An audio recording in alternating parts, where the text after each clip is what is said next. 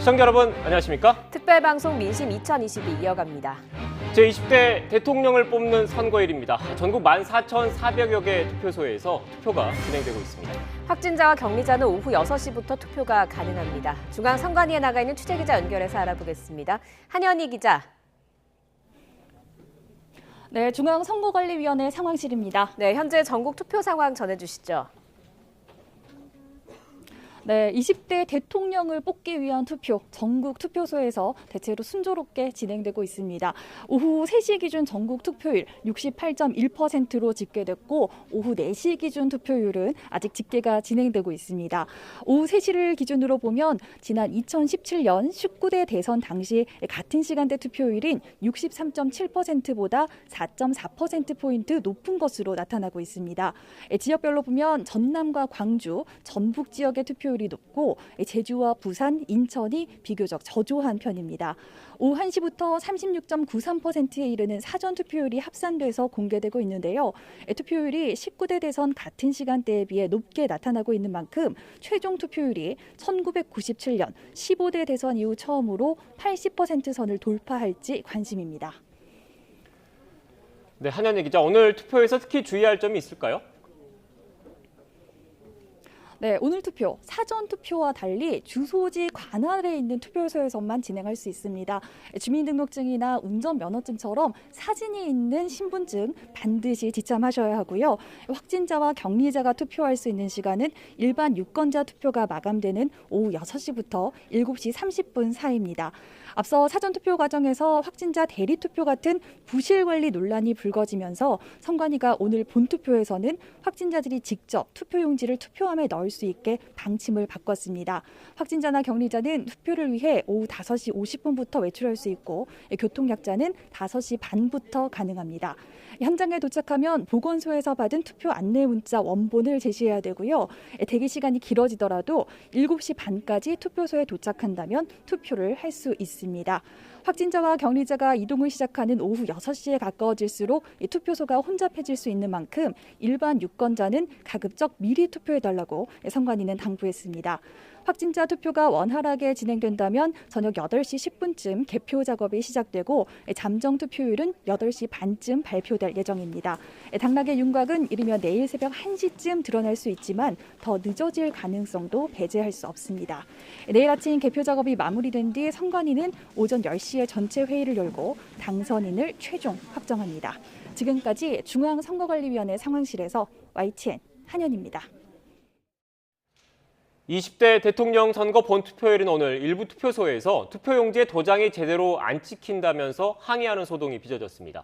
오늘 오전 7시 25분쯤 경기 하남시 신장 이동 투표소에서 50대 여성 유권자가 도장이 제대로 찍히지 않는다며 투표용지 교체를 요구하다 거부당하자 투표용지를 찢었습니다.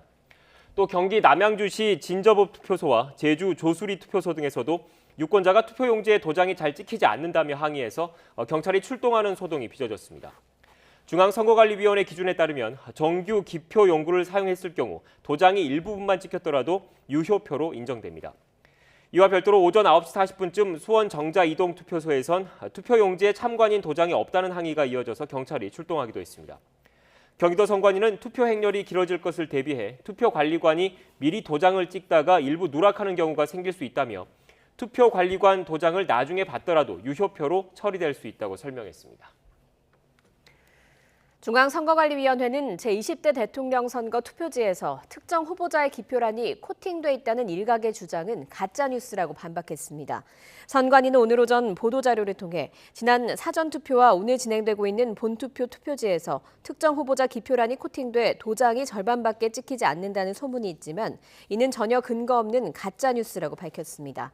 또 해당 주장대로 투표지의 절반만 기표가 되더라도 정규 기표 용구임이 명확하면 무효로 처리할 수 있다고 덧붙였습니다. 더불어민주당 이재명 후보는 지금 이 시각 자택에서 머물면서 선거 진행 상황을 지켜보고 있습니다. 당선인 윤곽이 나오는 새벽 1시를 전후해서 당 개표 상황실로 이동할 예정이라고 하는데요. 이재명 후보 자택 앞에 취재기자 나가 있습니다. 김대겸 기자. 네, 저는 경기 성남시 이재명 후보 자택 앞에 나와 있습니다. 네, 이제 투표 종료까지 4시간도 남지 않았습니다. 그곳 분위기는 어떻습니까? 네, 우선 제가 나와 있는 이곳 이재명 후보 자택 앞에는 수많은 취재진들이 몰려서 함께 상황을 지켜보고 있습니다. 오늘 선거 초접전이 예상되는 만큼 많은 관심을 모으고 있는데요. 그런 만큼 당 관계자들과 경찰도 함께 나와서 혹시 모를 돌발 상황에 대비하고 있습니다. 이재명 후보는 앞서 어제 서울 청계광장에서 집중 유세를 한 이후에 서울 홍대거리 인사를 끝으로 공식적인 선거운동을 마무리했습니다. 그동안 총력전을 펼쳐왔던 만큼 선거 당일인 오늘은 공개 일정 없이 자택에 머물며 휴식을 취하는 동시에 지금까지 선거운동에 도움을 줬던 당 관계자와 지지자들에게 감사 인사를 전하고 있습니다. 오늘 SNS를 통해 투표 동료글을 남기기도 했습니다.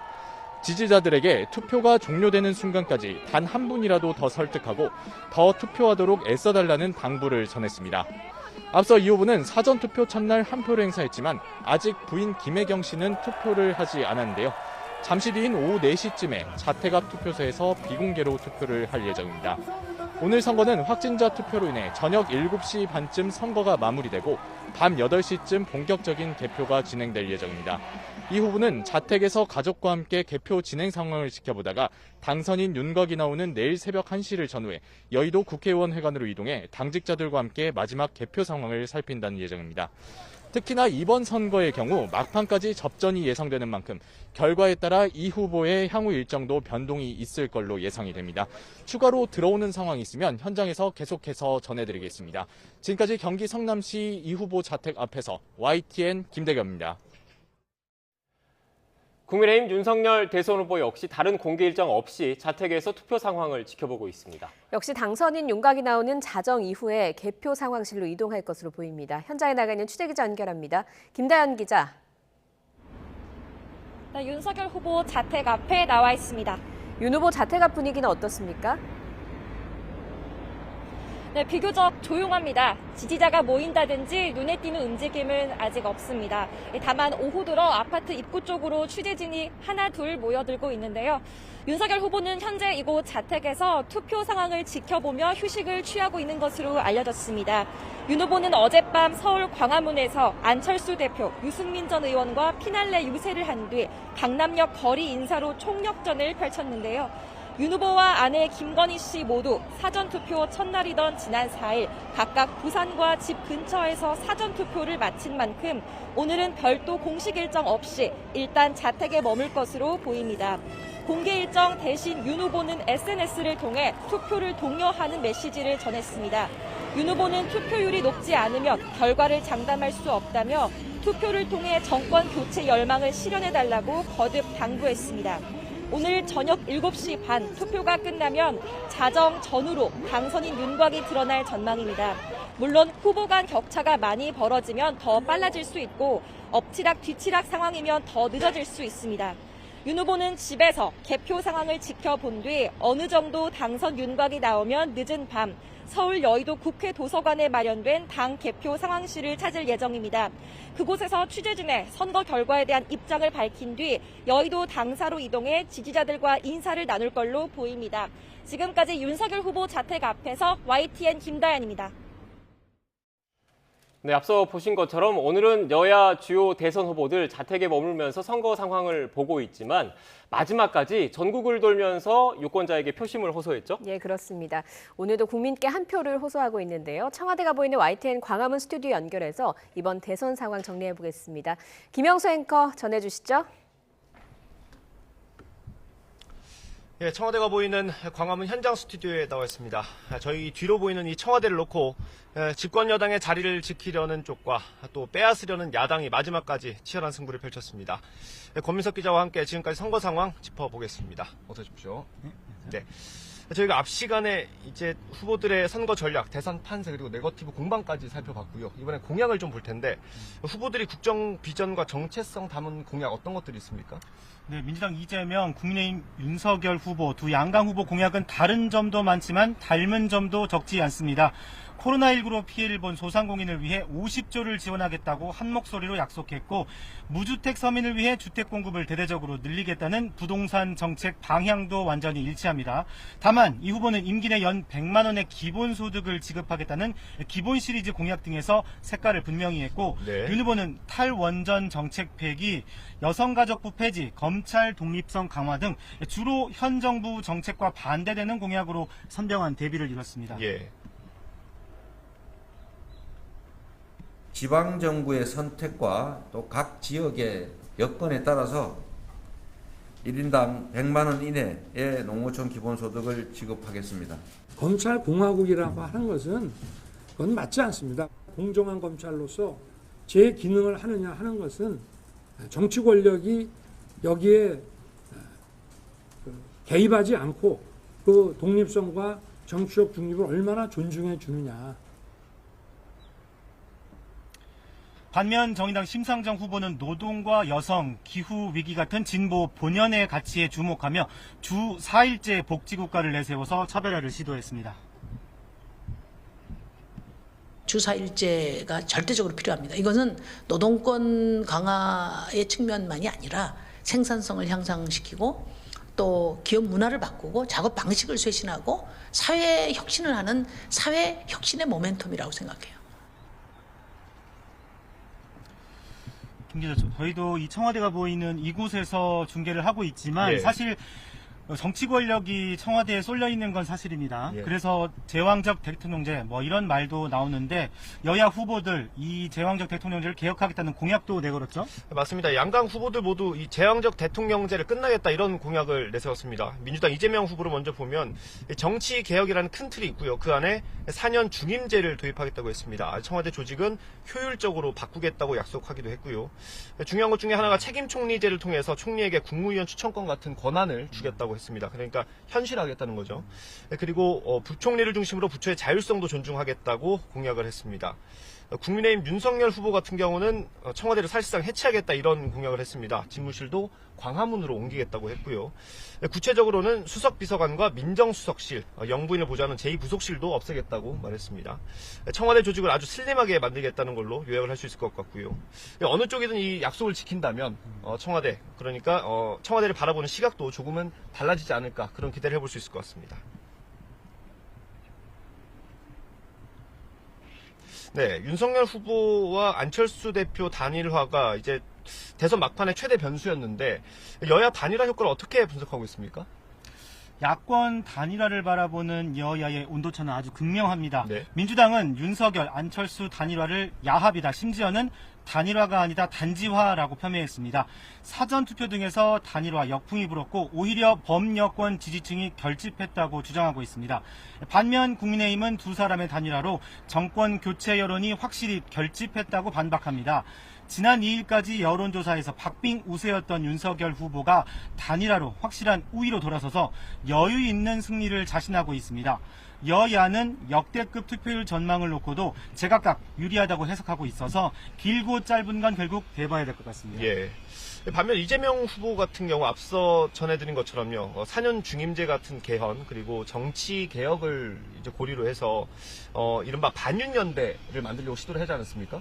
그때가 이제 야권 단일화 논의가 잠시 소강 상태에 있었거든요. 예. 그때 민주당에서는 이 정치 개혁안으로 심상정, 안철수 대표에게 러브콜을 보냈습니다. 예. 다당제를 보장하는 선거구제 개혁안을 민주당이 당론으로 채택하면서 적극적으로 구애를 했는데요. 네.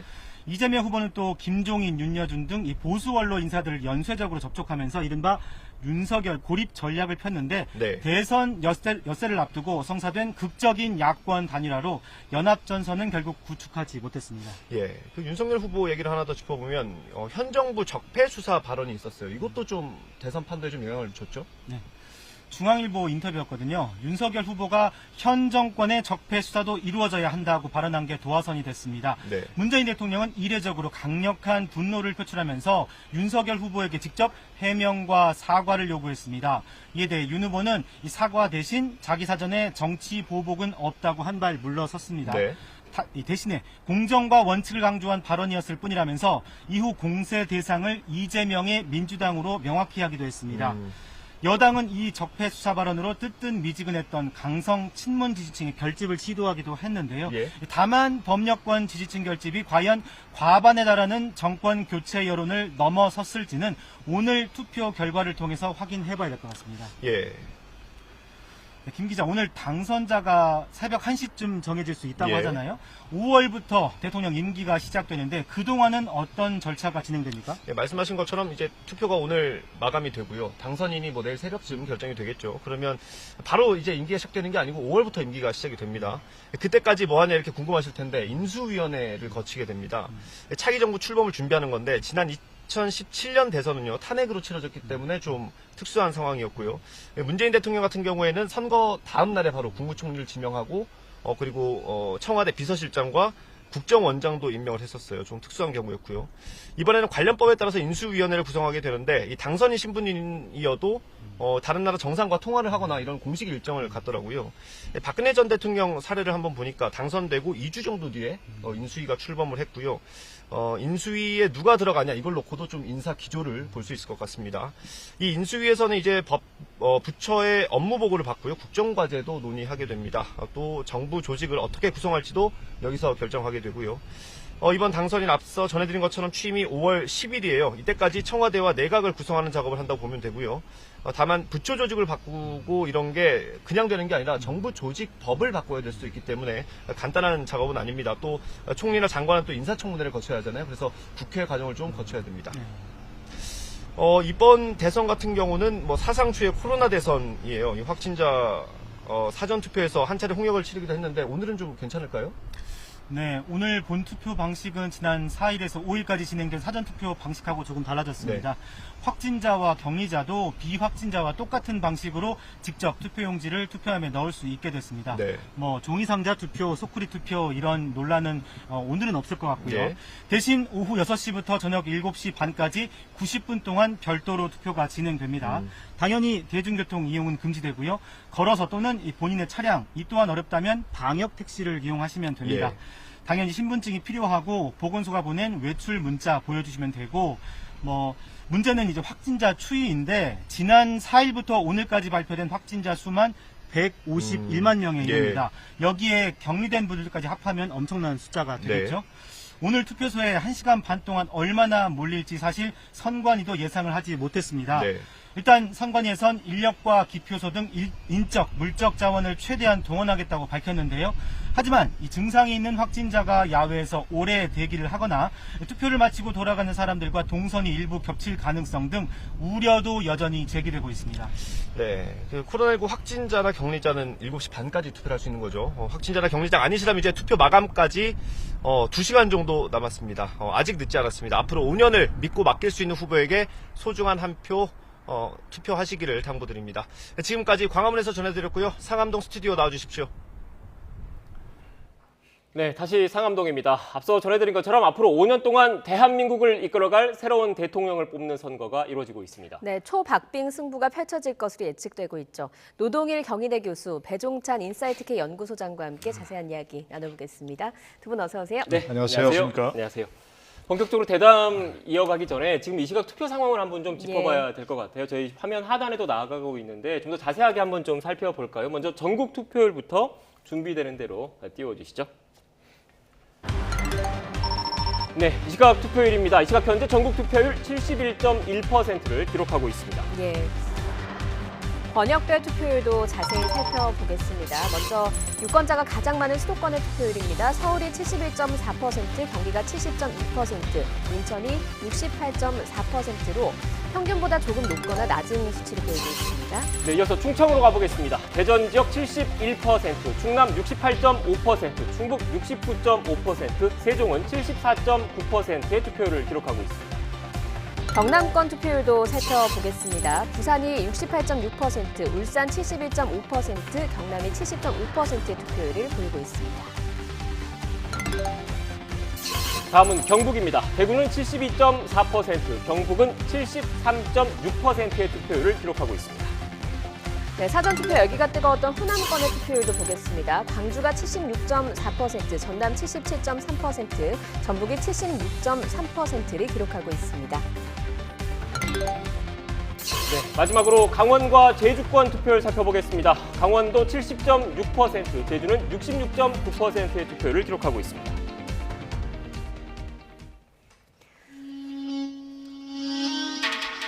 Hey, yo, ladies and gentlemen, 준비가 됐다면 어서 와. 처음이지? 네, 처음 대통령을 뽑는 10대 유권자 비중이 많은 곳입니다. 대전 동구의 투표율 이 시각 현재 69.3%를 기록하고 있습니다. 네, 역시 10대 유권자가 많은 경북 경산 지역의 투표율 70.4%로 전국 평균보다는 조금 낮게 나오고 있습니다.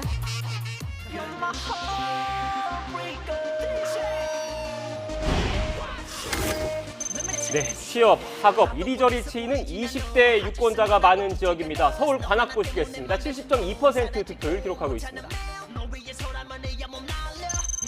네, 범퍼카처럼 이리저리 치이는 곳이 많은 20대 역시 과연 젊음이 범퍼가 되어줄까요? 20대 많은 지역 서울 동대문의 투표율 70.5%를 보이고 있습니다.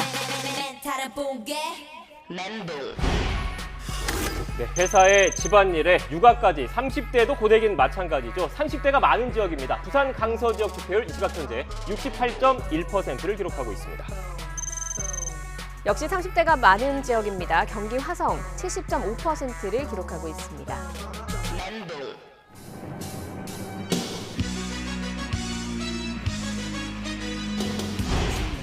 네, 상사 눈치 보랴, 후배 눈치 보랴, 40대도 힘들긴 마찬가지라고 하죠. 40대가 많은 지역입니다. 충남 계룡, 지금 이 시각 현재 75.7%의 투표율을 기록하고 있습니다. 경남 거제도 낀 세대라고 불리는 40대가 많습니다. 경남 거제 투표율은 69%를 기록하고 있습니다.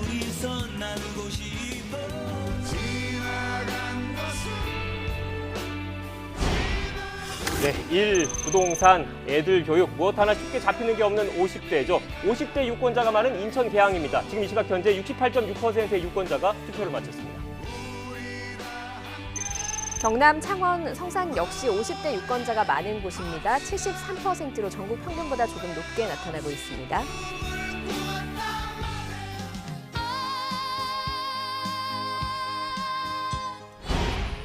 네, 참 열심히 살았는데 지금부터 다시 시작입니다. 60대가 많은 지역 어딜까요? 경북 의성, 지금 이 시각 현재 82.1%의 투표율을 보이고 있습니다. 네, 역시 경북 군위 역시 60대 유권자가 많습니다. 투표율이 상당히 높습니다. 81.1%의 투표율을 보이고 있습니다. 네, 손주 보시느라 힘드시죠? 건강이 최고입니다. 경남 창녕 지역 70대 이상 유권자가 많은 곳인데 지금 이 시각 현재 71.3%의 투표율을 보이고 있습니다. 경남 산청으로 가보겠습니다. 75.5%의 투표율을 기록하고 있습니다.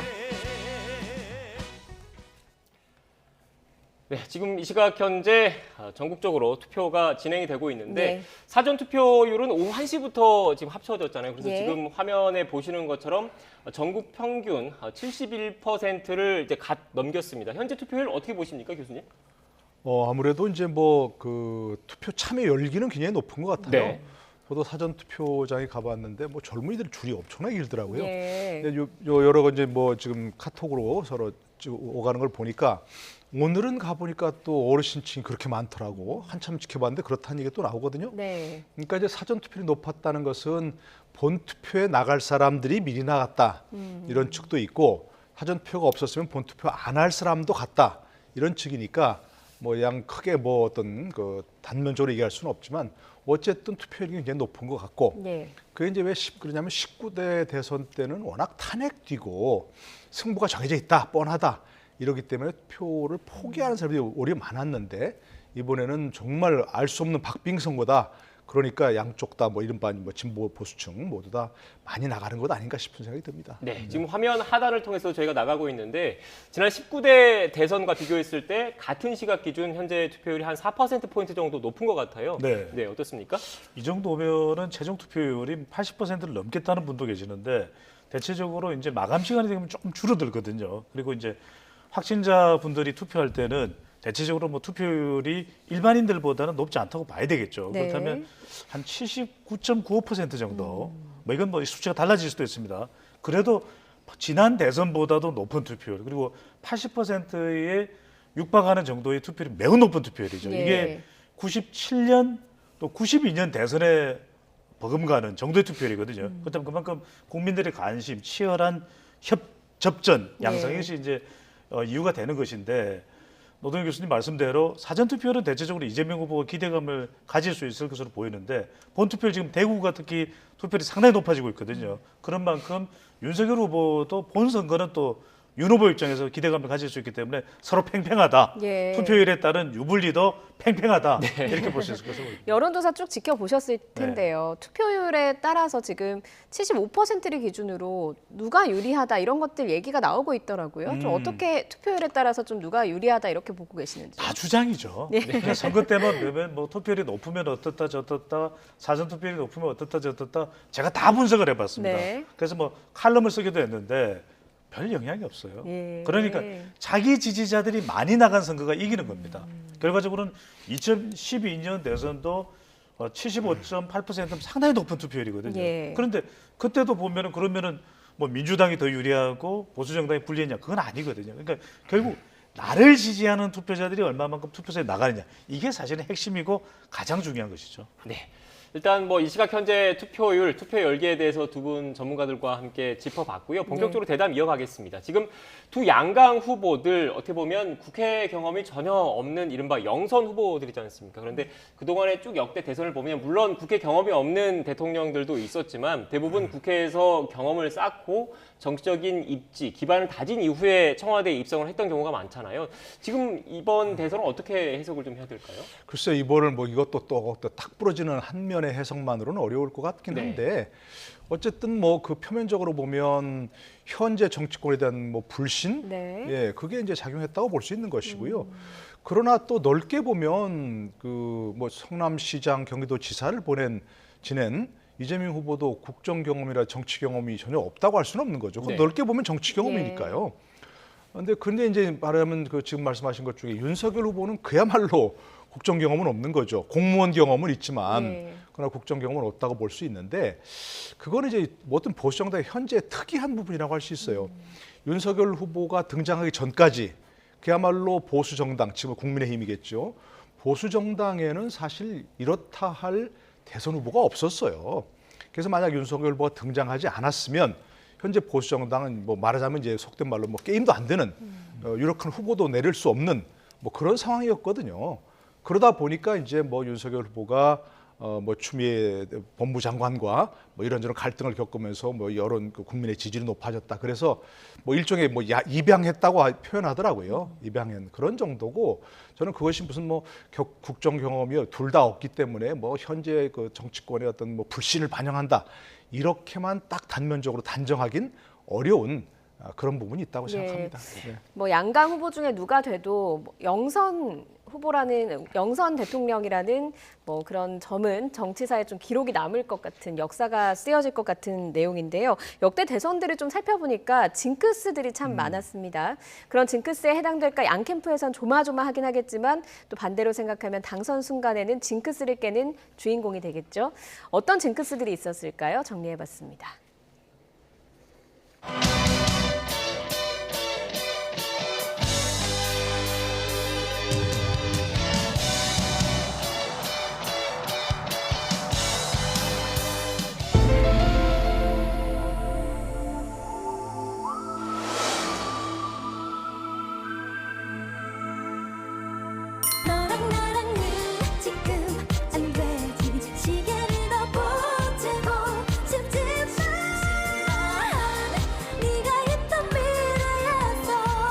자격과 능력이 부족하다고 생각하기 때문입니다.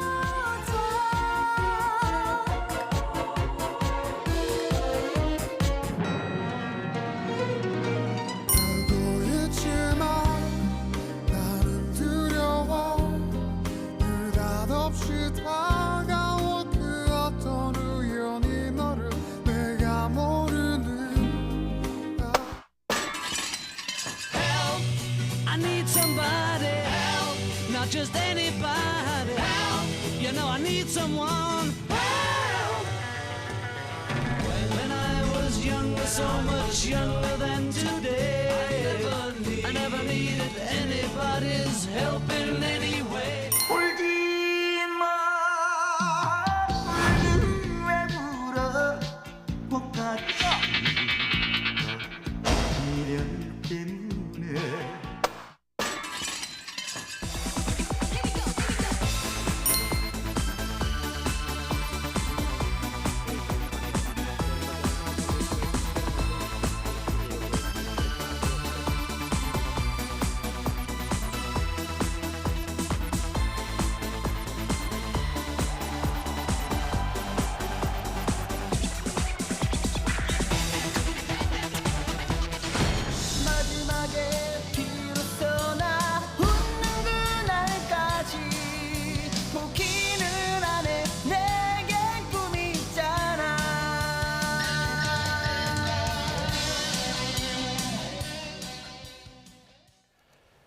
네, 대선과 관련한 징크스 한번 쭉 저희가 정리를 해봤는데 어떻게 네. 보셨습니까? 네. 일단 제가 보면서 좀 정리를 해보니까 그 이재명 후보, 윤석열 후보와 관련해서 징크스를 제가 좀 특정을 좀 한번 해봤어요. 그랬더니 먼저 경기도지사 출신의 대통령이 지금까지는 없었다고 하더라고요. 만약에 이재명 후보가 당선이 된다면 그 징크스가 깨지는 것이고요. 또 지금까지 서울대 법대 출신 대통령이 또 없었습니다. 만약에 윤석열 후보가 당선이 된다면 서울법대 출신의 대통령 이 징크스를 또 깨는 거고요. 또 하나 나오는 게 보수 진보 10년마다 정권 교체 이게 또 징크스가 깨질 것인지 아니면 기존의 통설이 유지가 될 것인지 이 세 가지 항목이 크게 좀 눈에 띄는데 어떻게 보십니까? 영상이 재밌네요. 이 영상은 앞으로도 계속 또 인용이 될 것 같은데 네. 징크스는 또 징크스라고 생각하니까 징크스가 되는 거잖아요.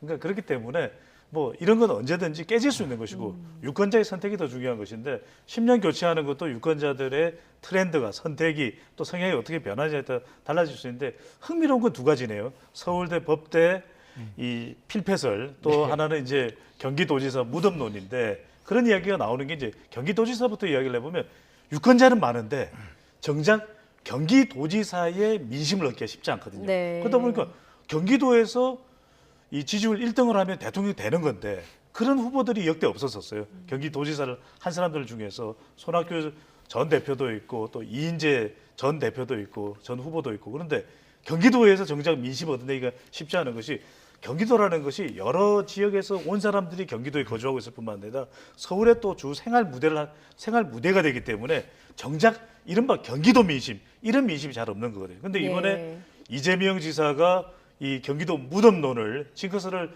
날려버릴 수 있는 그런 당선이 된다 그러면 이것도 이제 사라지게 돼 있고 서울대 필패로는 서울대 법대 그러면 최고학부잖아요. 아, 똑똑해 보통 머리가 아니야. 그러다 보니까 약간 우리 국민들이 민심상 서울대를 좀 경계하는 게 있어요. 잘났어 정말 뭐 이런 게 있잖아요.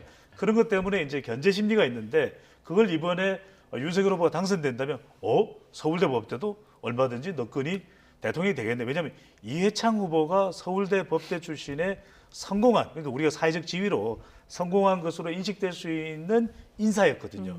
그런데 뭐 대법관도 하고 국무총리도 하고 했는데 서울대 법대 출신인데 잘 안 됐거든요. 그러니까 이낙연 전 대표도 보면 서울대 법대 출신이고 광주 일고 명문고등학교 출신인데 끝까지 본선 후보가 안 되잖아요. 그런데 윤석열 후보가 당선된다면 서울대 법대도 이제 되는구나. 이런 또 징크스를 또 떨쳐버릴 수가 있는 것이죠. 네.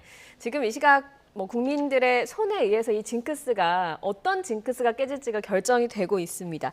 그런데 이제 뭐 지금까지의 대선 과정을 쭉 살펴봤을 때 가장 큰 변수로 꼽는 것들 중에 하나가 단일화, 그러니까 국민의힘 윤석열 후보와 국민의당 안철수 후보의 단일화를 꼽을 수 있거든요. 뭐 해석이 분분합니다. 누구에게 유리할 것인지 어떻게 보고 계시는지요? 일단 단일화가 됐다는 것 자체는 뭐 윤석열 후보에게 유리한 거죠. 그런데 이제 처음 기대했던 효과는 보다는 좀 적었다 이렇게 해석할 수 있을 것 같습니다. 사실 안철수 후보가 출마하면서부터 단일화 얘기가 나왔잖아요. 단일화 할 것이다. 아니다 이번에는 뭐 죄송합니다. 이건 뭐 폄하하는 거예요. 이번에는 안철수 할 것이다. 그런데 본인이 계속해서 이번에 완주하는 걸 계속 처음부터 얘기했잖아요. 계속해서 얘기하고 사람들도 그렇게 뭐 설득을 했고 그런데 갑자기 그 단일화를 제안했잖아요. 그때 만약에 이제 윤석열 후보나 국민의힘 측에서 그때 딱 받아들여서 뭐 여론조사를 위한 뭐 토론회, 여론조사 이런 식으로 해서 이제 좀 바람을 일으켰으면 기대했던 단일화 효과가 굉장히 커졌겠죠. 상승세를 뭐 크게 큰 폭의 상승세를 얻었을 것이고 그때 또 여론조사를 계속 했었으니까 공표했었으니까 그게 이제 만약 커지면 대세론을 형성할 수 있었겠죠. 그런데 그때 깨졌고 또 윤석열 후보 한번 또 뭐 그 단일화 했는데 협의하고 있었는데 깨졌다 발표를 했고 근데 그 사람들이 다 깨졌나 보다 생각했는데 마지막에 또 갑자기 단일화 하겠다고 안철수 후보가 일방적으로 발표했고 그러다 보니까 기대했던 효과보다는 속된 말로 김이 빠져버렸고 그래서 단일화해서 유리한 건 분명하지만 기대했던 만큼의 어떤 그 상승 효과 이건 얻지 못한 그런 단일화였다 생각이 되고요. 일부에서는 또 역풍을 얘기하는데 뭐 그 점도 일부 있을 수 있는 것 같습니다. 호남 지역을 중심으로 해서 민주당 지지자지만 이재명 후보자 지지를 유보하고 있던 그런 층에서는 분명히 단일화되면서 뭔가 너무 불리한 거 아니냐. 나라도 이제 지지해야 되겠다라고 하는 그런 효과도 분명히 있는 걸로 봐서 역시 뚜껑을 열어봐야 되겠지만 생각만큼 그렇게 큰 효과를 거친 보다는 단일화였다 생각합니다. 네. 그래서 또 그 국민의힘 입장에서도 좀 제가 설명을 좀 해드릴 필요는 좀 있을 것 네. 같아서 국민의힘 입장에서는 또 그 단일화를 통해서 어떻게 보면 정권 교체를 바라는 표심이 윤석열 후보 쪽으로 많이 왔다. 그리고 역풍이 불 것이다라는 민주당 주장과 달리 단일화의 효과가 있을 것이다라고 네. 주장을 하고 있다는 점을 참고로 좀 말씀을 네, 드리고요. 단일화 효과는 있다고 말씀드렸습니다. 네. 그러니까 생각만큼 크지는 않을 것 같다는 네. 그런 생각이죠. 네. 예. 알겠습니다. 일단 뭐 공이 이렇게 일단 입장을 좀 정리를 좀 해드렸고 어떻게 보십니까? 그 소장님께서는 여론조사 전문가시니까 네. 지금 지난 3일부터 새로 조사되는 여론조사 결과가 공표가 안 되는 거잖아요. 네. 그런데 지금 그 윤석열 후보와 안철수 후보의 단일화가 공표 금지 기간이 시작된 3일날 전격적으로 됐기 때문에 네. 이 단일화의 효과가 어떻게 나타날지 표심이 어떻게 향배가 움직일지에 대해서 아무도 모르고 있기 때문에 각자 여야 모두 주장을 좀 내놓고 있는 거지 않습니까? 어떻습니까? 입이 간질간질하지만 말씀을 못 드릴 것 같고요. 큰일 나니까. 네. 저는 이렇게 생각합니다. 이게 정치권에서의 주장인 거죠. 네. 순풍이다, 단일화가. 네. 그래서 오히려 더 윤석열 후보 쪽으로 굳어졌다. 또는 이제 야권에서는 단일화 역풍이다. 그래서 봐라, 사전투표율에 호남의 사전투표율이 저렇게 높지 않느냐. 역풍이다. 이렇게 얘기하는데 저는 순풍이든 역풍이든 중요한 건 결국 그렇게 판단하고 있는 유권자들이 투표를 누구에게 하느냐가 중요할 수밖에 없거든요. 그건 알 수가 없습니다. 여전히 저도 알고 있는 정도는 지금 여론조사가 계속 진행되고 있고 그 추세가 어떻다는 건 알고 있지만 제가 말씀을 드릴 수가 없고 예. 하지만 더 중요한 것은 오늘 7시 30분까지 확진자 분들까지 투표가 이루어지고 난 다음에 결과이기 때문에 그건 또 여론조사의 추세가 또 달라질 수가 있거든요. 결국 저는 순풍이냐 또 역풍이냐 그건 결국 유권자에 달려있다. 예. 결국에는 뭐 뚜껑을 열어봐야 알 수 있을 것 같다라는 말씀이셨던 것 같은데 사실 이번 대선 과정에서 오더스 계속 초박빙을 했거든요. 초박빙 그런 분위기를 이어갔는데 결정적인 순간과 치명타가 된 순간을 각 후보별로 좀 정해주신다면 어떤 부분을 선택하시겠습니까? 저는 뭐 윤석열 후보와 이제 국민의힘 측에서는 아까 말씀드린 대로 단일화를 그때 네. 막 뜨거워졌을 때 딱 때리지 못한 뭐 그 순간이 이제 좀 만약에 이제 윤석열 후보가 패배한다면 예. 뭐 그런 부분이 있을 것 같고 결정적이다 치명타 그렇죠. 결정적인 부분이 있을 수 있는 거죠.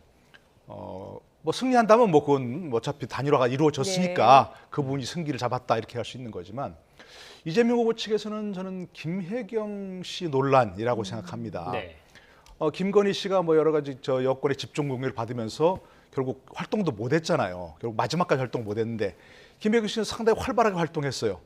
공개 비공개 활동을 굉장히 하고 있고 그런 것들이 막 어떤 뭐 김건희 씨가 대비되면서 굉장히 상승 지지율을 올리는데 도움이 됐을 것 같은데 갑자기 그 경기도 뭐 법인카드 일련이 나오면서 지금까지 결국 활동을 못 해버렸죠. 예. 뭐 오늘 투표도 뭐 지금 하셨나요? 뭐 이렇게 비공개로 한다는 거 예, 아니겠습니까? 오후 4시쯤에 한다고 알려져 있었습니다. 만약 안 그랬으면 뭐 사전투표 첫날 함께 했겠죠. 그러면서 그것이 뭐 효과를 불러일으킬 거라고 생각했을 텐데 지금까지 그 부분이 한 뼈 아픈 그런 부분이 있다 생각합니다. 네.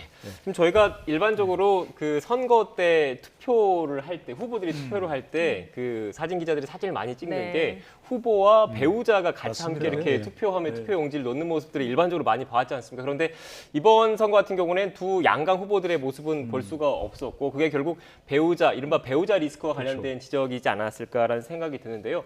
반대로 이번 투표할 때 심상정 후보 같은 경우에는 또 가족분들과 전부 이렇게 투표를 하더라고요. 네. 심상정 후보는 지금 계속 주장을 하고 있는 게 그 소신 투표를 해달라. 그리고 사회 이런 구조 개혁을 위해서 자신에게 소신 투표를 해달라 이렇게 좀 주장을 하고 있는데 심상정 후보는 어느 정도 투표를 할 수 있을 것으로 지금 보이십니까?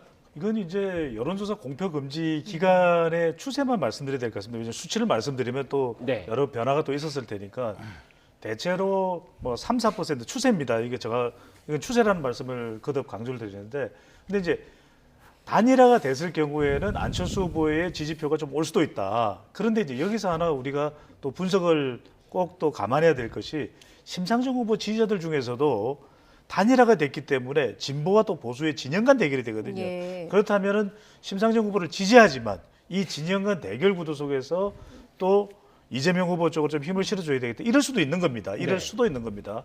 그렇다 보니까 심상정 후보의 표가 또 이재명 후보 쪽으로 일부 넘어갈 가능성을 또 배제할 수 없다면 적어도 저는 심상정 후보의 득표가 5% 내외가 되지 않겠냐. 뭐 TV 토론에 나와서 뭐라 주십시오. 저한테 표 주시면 사표 아니고 생표예요. 라는 이야기는 했지만 네. 참 유권자들이 마음은 또 복잡 미묘해질 수밖에 없어서 저는 대체적으로 이게 또 이제 전망입니다. 이제 한 5% 내외 정도 되지 않을까 싶습니다. 예. 네, 지금 소장님께서 이제 그 숫자 말씀하신 건 전망이니까 네, 실제로 전망입니다. 좀 투표가 네. 진행되고 있고 네, 네. 실제 개표 결과는 다를 수 있습니다. 다를 수 있습니다. 네, 그 부분은 참고로 시청자 여러분들께 말씀을 드리고요.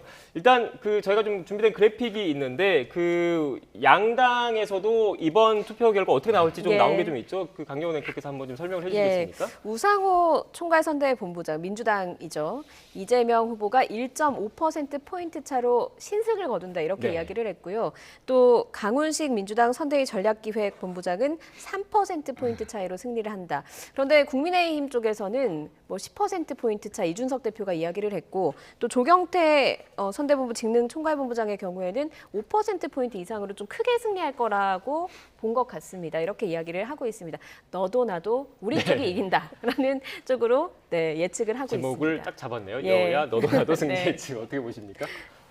저 부분은 전 양쪽이 다 맞다고 생각합니다. 왜냐하면 국민의힘 윤석열 후보 측 이긴다면 큰 차로 이길 수 있죠. 왜냐하면 지금 구도 정책 인물이라고 얘기하는데 구도가 워낙 여당에 불리했잖아요. 정권 네. 교체 여론이 한 번도 바뀌지 않았어요. 큰 표차로 정권 교체 여론이 우세한 것은.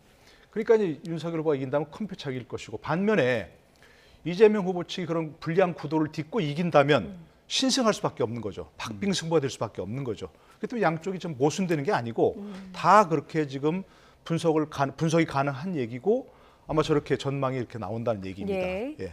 네, 알겠습니다. 일단 지금 저희 그래픽에서 보시는 이런 각 당의 입장 역시 주장이라는 점 그리고 실제 개표 결과는 시쳇말로 뚜껑을 열어봐야지 안다는 걸 참고로 말씀을 드리고요.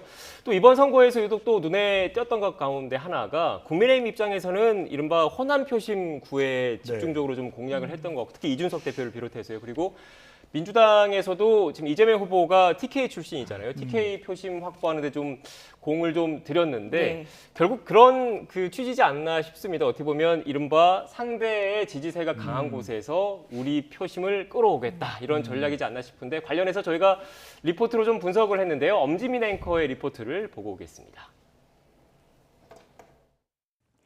텃밭. 집터에 딸린 밭을 뜻하지만 정치권에서는 전통적으로 특정 정치 세력을 지지하는 지역을 의미합니다. 진보 보수 진영 모두 선거 때마다 자신을 열광적으로 지지해준 지역을 가지고 있습니다. 진보는 광주와 전남, 전북에서, 보수는 대구와 경북 지역에서 압도적 승리를 거둬왔습니다. 현재 국회의원을 비교해봐도 각 지역은 민주당과 국민의힘이 사실상 모든 지역구를 차지하고 있습니다. 그런데 거꾸로 보면 상대 텃밭을 노리는 것은 중요한 선거 전략일 수밖에 없습니다. 상대표를 빼앗아서 내 표로 만드는 셈이기 때문입니다. 역대 대선을 봐도 이는 명확하게 드러납니다. 먼저 진보 진영 후보는 TK에서 20%가량 표를 얻으면 이겨왔습니다. 지난 대선에서 문재인 대통령은 20%를 넘겼고 노무현 전 대통령도 20%에 가까운 득표율을 보였습니다.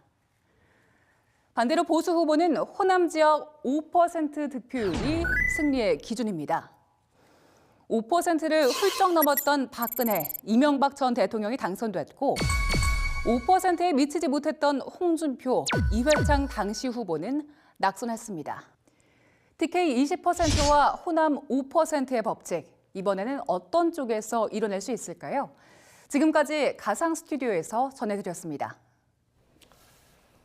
네, 엄지민 앵커의 분석 전해드렸는데 마침 또 여론조사 전문가가 나와 계시니까 여쭤볼게요. 지금 핵심적인 내용이 그 보수 진영 같은 경우에는 호남에서 5% 득표, 진보 진영 같은 경우에는 TK 지역에서 20% 득표가 성공의 열쇠다. 이게 지금 핵심적인 키워드거든요. 그런데 먼저 호남 쪽 얘기를 좀 해보면 이준석 대표 같은 경우에는 지금 계속 호남 표심 구애를 하면서 30% 목표까지 지금 제시한 적이 있습니다. 어떻게 보십니까, 먼저? 뭐 어떻게 될지 저도 알 수가 없죠. 네. 일단 투표함을 열어봐야 최종 득표를 알 수가 있는데 조심스럽게 분석을 해드리면 참 쉽지는 않을 거예요. 왜냐하면 이번 대선이 아무리 이제 지역벽을 넘어선다고 하더라도 그래도 프레임 전쟁이거든요. 그 이야기는 진영 간 대결 구도는 어쩔 도리가 없는 겁니다. 그런데 여기서 중요한 것은 역대 이전 대선보다는 그래도 호남에서 윤석열 후보가 더 많은 득표를 할 수 있는 또 기대감을 가지게 만드는 거죠. 그만큼 공들이기를 한 거니까. 그래서 2012년 대선에서 박근혜 후보가 간신히 호남에서 이제 두 자릿수 그 득표를 했던 것보다는 더 상회하지 않을까 이런 전망을 해보고 여기서 굉장히 중요한 말씀을 드려야 될 것 같아요. 왜 중요하냐면 호남의 윤석열 후보나 이준석 대표가 공을 들이고 또 TK 지역은 또 이재명 후보의 출신지이기도 합니다. 네. 그쪽에 공을 들이는 이유는 그 지역의 영남 호남의 또 유권자도 중요하지만 출향 인사들이 상당히 많습니다. 그러니까 이번 대선이 수도권 대전이거든요. 예. 그러니까 서울에 또 경기도에 고향이 어딘지 알 수가 없거든요. 그러니까 그 해당 지역을 호남과 영남을 가면 말 그대로 수도권의 진영, 수도권의 유권자를 더 강화할 수 있는 그 효과가 있는 거죠. 네. 그래서 더 지역별로 지역을 넘어서서 공들이기를 했다고 볼 수 있는 겁니다. 네. TK 지역도 좀 추가로 좀 해주시죠. 그렇죠. 진보진 입장에서. 네. TK 지역도 이재명 후보가 그 이전의 대선을 보면은 문재인 후보도 그렇고 또 노무현 후보도 그렇고 TK 지역에서 25%를 못 넘었었어요. 네. 근데 적어도 민주당 최초의 TK 출신 대선 후보잖아요. 그럼 이재명 후보 정도라면 경북 안동이 고향이니까 경북은 또 사전투표율도 높았거든요. 네. 적어도 30%에 근접하는 역대 선거와 비교를 이전 선거와 비교를 해도 그래도 TK 지역에서 특히 경북 지역에서 가장 많은 득표를 할 수 있지 않을까 이런 예상을 해볼 수가 있는 것이죠. 네. 사실 이번에 또 공을 들인 게 세대별로 특히나 20대, 뭐 국민의힘의 경우에는 2대 남, 20대 남성, 그리고 민주당은 2대녀, 그 20대 여성 같은 젊은 유권자들이 참 많이 공약을 했거든요. 어떻게 좀 분석을 하시는지요? 표심이 어디로 갈까요? 저도 이제 처음에 이준석 대표가 세대 포이론 이런 걸 얘기했을 때 네. 과연 그게 먹힐 수 있는 전략인가 이렇게 생각을 했는데 본인은 지금 여기에 성공한다고 생각하는 것 같아요. 그래서 이제 뭐 어차피 60대 노년층, 60대 이상 이런 분들은 이제 보수적이라고 생각을 하고 그래 그분들에게 이제 뭐 기본적 전통적 지지층 플러스 2030 이른바 이제 2대남 그 중에서도 2대남을 겨냥해서 뭐 여성가족부 폐지 이런 거 한 줄 공약, 그다음에 뭐 병사 월급 200만 원, 그다음 뭐 무고죄 처벌 강화 이런 식으로 이렇게 던지는 공약이 많았거든요. 그리고 이제 이준석 대표 본인이 스스로 얘기한 것처럼 자신이 어떤 2030 전 남성을 대표한다 이런 쪽으로 해갖고 이제 그런 쪽으로 많이 이제 공약을 하면 결국 그 사이에 낀 4050을 견인할 수 있다 이런 얘기였는데 그것도 이제 확실하게는 잘 모르겠지만 현재까지는 예를 들어서 뭐 2대남 공약은 그래도 조금 성공을 한 것 같아요 현재로서 말 때. 뭐 그러나 이제 그 2대만 또 대척 주면 2대녀가 있는 거 아닙니까? 그러니까 2대녀의 공약은 또 만약 그런 것 2대남에 대한 구애가 치열해서 그걸 꺼도온다면 2대녀에 대한 또 반발이 불러올 수밖에 없는 것이고 그렇기 때문에 그런 전략이 최종적으로 성공할지는 좀 미지수예요. 두고 봐야 할 부분인데 어쨌든 뭐 세대 포이론이 굉장히 효과를 발휘할지 이재명 후보의 세대 포용론 뭐 세대를 뭐 2대남을 특히 뭐 저 2030 세대를 2대남과 2대녀로 가르는 것은 있을 수 없다. 뭐 젠더 갈등을 불러일으킨다.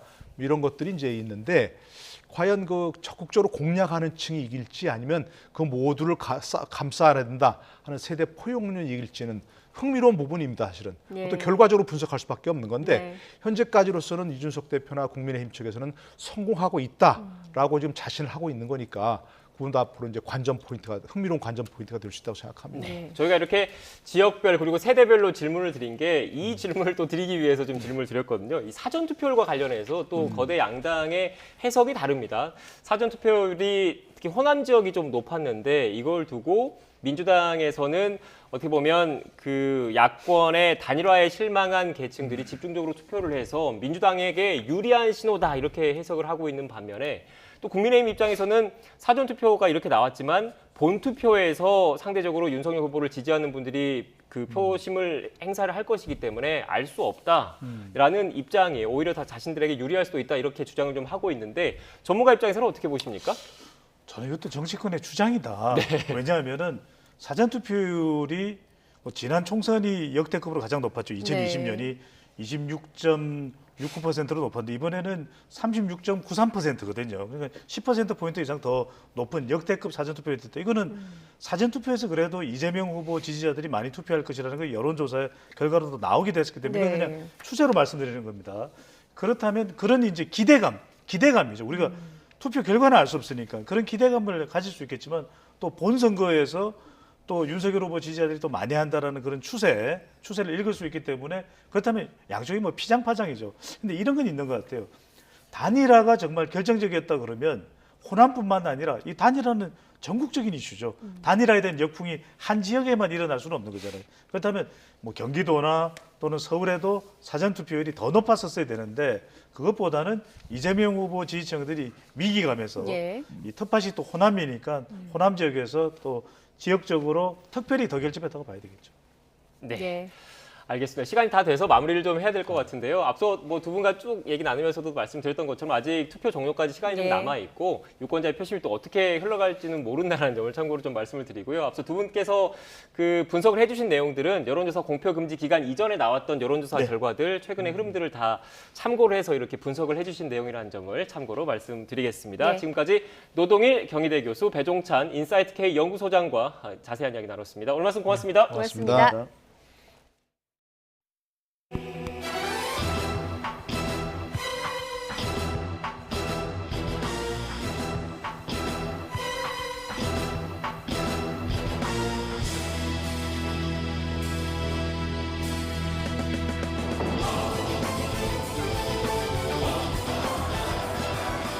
보통 사람 노태우 민주화합의 새 시대가 시작되었음을 우리 함께 선언을 했습니다.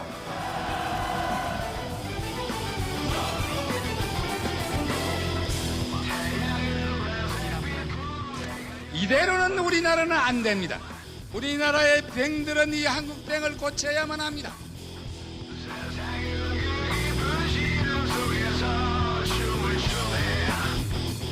장관, 청와대 비서 이래가지고 이 경제를 막겠다고 생각하는데 여러분 제 의견에 동의하십니까?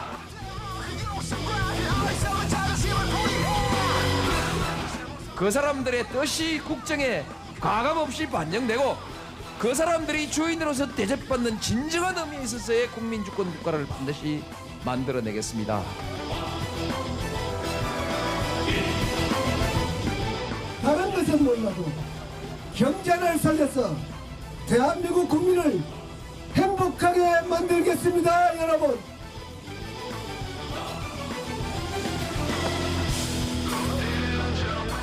저는 정치를 시작한 지 15년이라는 세월이 흘렀습니다.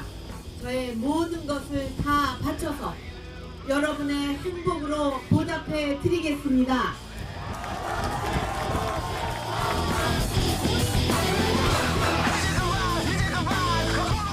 또다시 이게 나라냐 이렇게 단식하시겠습니까?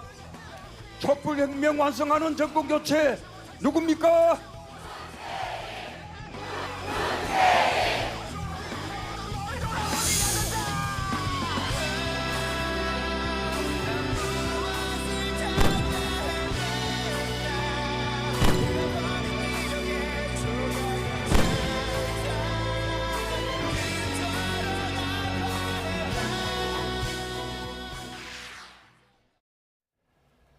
이번 대선은 적잖은 유권자들에게 더 좋은 후보가 아니라 덜 나쁜 후보를 고르는 씁쓸한 선거이기도 했습니다. 후보 본인과 가족을 둘러싼 각종 의혹과 논란, 막말이 오가는 상호 비방전에 역대급 비호감 대선이라는 오명이 따라다녔습니다. 황보연 기자가 보도합니다. 정확하게 수사가 이루어지지 않고 덮었지 않습니까? 그래서 특검하자니까요. 이게 지난 2월 대선 기간 이어진 네거티브 공방은 마지막 TV 토론에서 거친 신경전으로 요약됐습니다. 민주당 이재명 후보의 성남시장 재직 시절 추진된 대장동 개발 사업을 둘러싼 의혹은 핵심 인물들의 녹취록과 검찰 진술 내용이 나올 때마다 아전인수식 진실 공방으로 번졌습니다. 진짜 몸통이 엉뚱한 사람 잡아놓고 적반하장, 이런 걸 후안무치라고 해요, 그죠? 얼굴이 두꺼워가지고. 근데 그렇게 두껍지는 않더라고, 색깔 변하는 거 보니까. 이 8,500억 김만배 일당 몇 사람 호주머니에 다 들어가고 없어진 걸까요? 아니면 많은 공범들이 갈라먹었을까요? 이런 사람이 이 민주당의 대통령 후보가 됐습니다. 각 당 지도부와 선대위도 가세해 상대 후보의 인격과 능력을 깎아내렸습니다. 어디 술자리에 앉아가지고 소주 맥주 폭탄주 먹을 때 막 신이 나가지고 눈이 반짝반짝한 게 보입니다. 그런데 우리 서민들의 경제 문제 물어보면 몰라요. 아몰라입니다. 소고기를 왜 이렇게 좋아합니까? 소도둑 아닙니까 여러분? 소탕 대신 소고기를 탐하다가 대통령 자리에 있는다 소리가 우스갯소리로 등장하는 게 지금의 선거입니다. 후보 배우자들이 각각 허위 이력과 주가 조작 가담, 과잉 의전과 공금 유용 의혹에 휩싸여 차례로 대국민 사과 회견을 하는 초유의 사태도 벌어졌습니다. 잘 보이려 경력을 부풀리고 잘못 적은 것도 있었습니다. 그러지 말았어야 했는데 돌이켜보니 너무나도 부끄러운 일이었습니다. 공직자의 배우자로서 모든 점에 조심해야 하고 공과 사의 구분을 분명히 해야 했는데 제가 많이 부족했습니다. 이후 양강 후보 배우자들이 사라진 선거판에서는 마지막까지 부동시와 장모 땅 투기 의혹, 대장동 추가 녹취와 문건 보따리의 주술 공방까지 난타전이 이어졌습니다. 정당성 없는 후보들이 대통령이 되면 더더욱 지금 이 사태질이 5년 내내 더 극단적인 진흙탕 정치로 치달을 겁니다, 여러분. 여야가 진흙탕에 나뒹군 20대 대선. 국민은 더 좋은 대통령보다 덜 나쁜 대통령을 고심하고 희망보다 실망을 먼저 본 씁쓸한 선거로 기억하게 됐습니다. YTN 황보현입니다. 20대 대통령 선거를 앞두고 여야 대선 후보들은 모두 5차례에 걸쳐서 TV 토론회에서 맞붙었습니다. 판세에 큰 영향을 미칠 만한 결정적인 한 방은 없었다는 평가가 많았지만 후보들 사이 난타전 속에 이런저런 화제의 말도 등장했습니다. 조용성 기자입니다.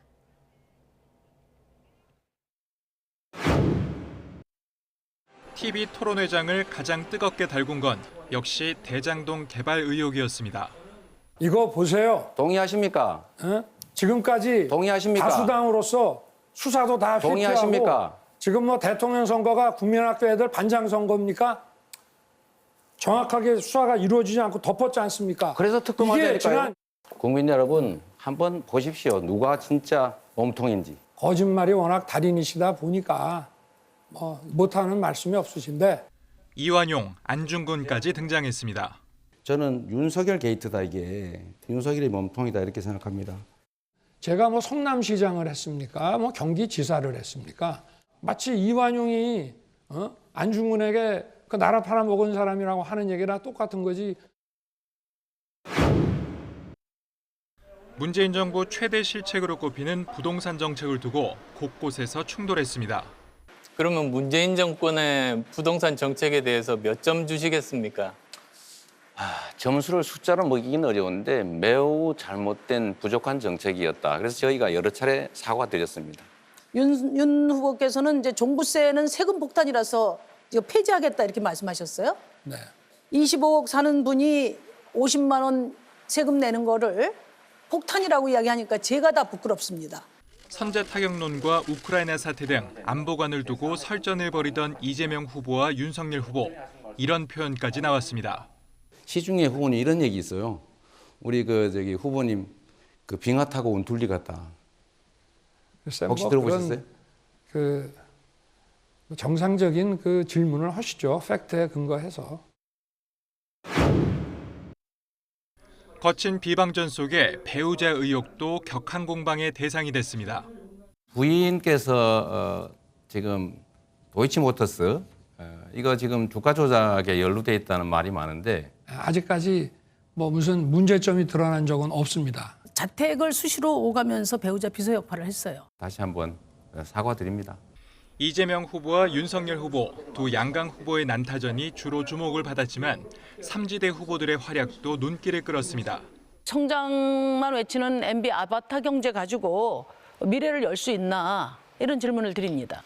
윤석열 후보님께서 페미니즘은 휴머니즘의 일부라고 이야기를 하시는 놀라운 말씀을 들어서 법정 토론회를 포함해 TV 토론회는 모두 5차례 열렸습니다. 그러나 후보들의 면면을 꼼꼼히 들여다보기에는 턱없이 부족했다는 지적도 있는 만큼 개선 마련도 필요해 보입니다. YTN 조용성입니다. 네, 선거 때마다 후보자들이 내놓는 공약, 국민에 대한 공적인 약속이죠. 예, 그렇습니다. 역대 대통령 선거 때마다 매번 상징적인 공약들이 쏟아졌는데요. 당선 뒤에는 번번이 깨지기 일쑤였습니다. 공연불에 그친 공약들을 영상으로 만나보시죠.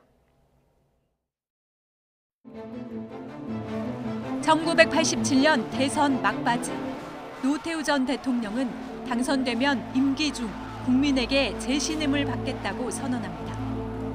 하지만 당선 뒤 중간 평가로 국가를 전복하려는 세력들이 있다면서 외려 호통을 쳤습니다. 1년밖에 안 되는 전통성 있는 민주정부를 뒤엎 지금 어떻게 하자는 것입니까?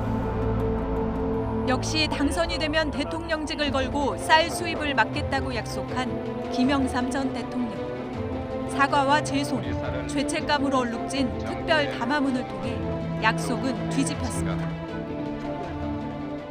저의 약속을 끝까지 지키지 못하는 데 대하여 그 책임을 통감하면서 선거 중 DJP 연합을 하면서 내각제 개헌을 내건 김대중 전 대통령. 정권 출범 뒤 잡음에 시달리다가 결국 DJP 연합도 내각제도 파국을 맞았습니다. 노무현 전 대통령의 공약은 본인의 의지보다 사회적 반대로 무산된 경우입니다.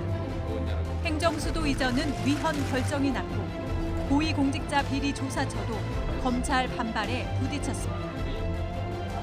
저는 이것을 대통령에 대한 불신임 운동 내지 퇴진 운동으로 느끼고 있습니다.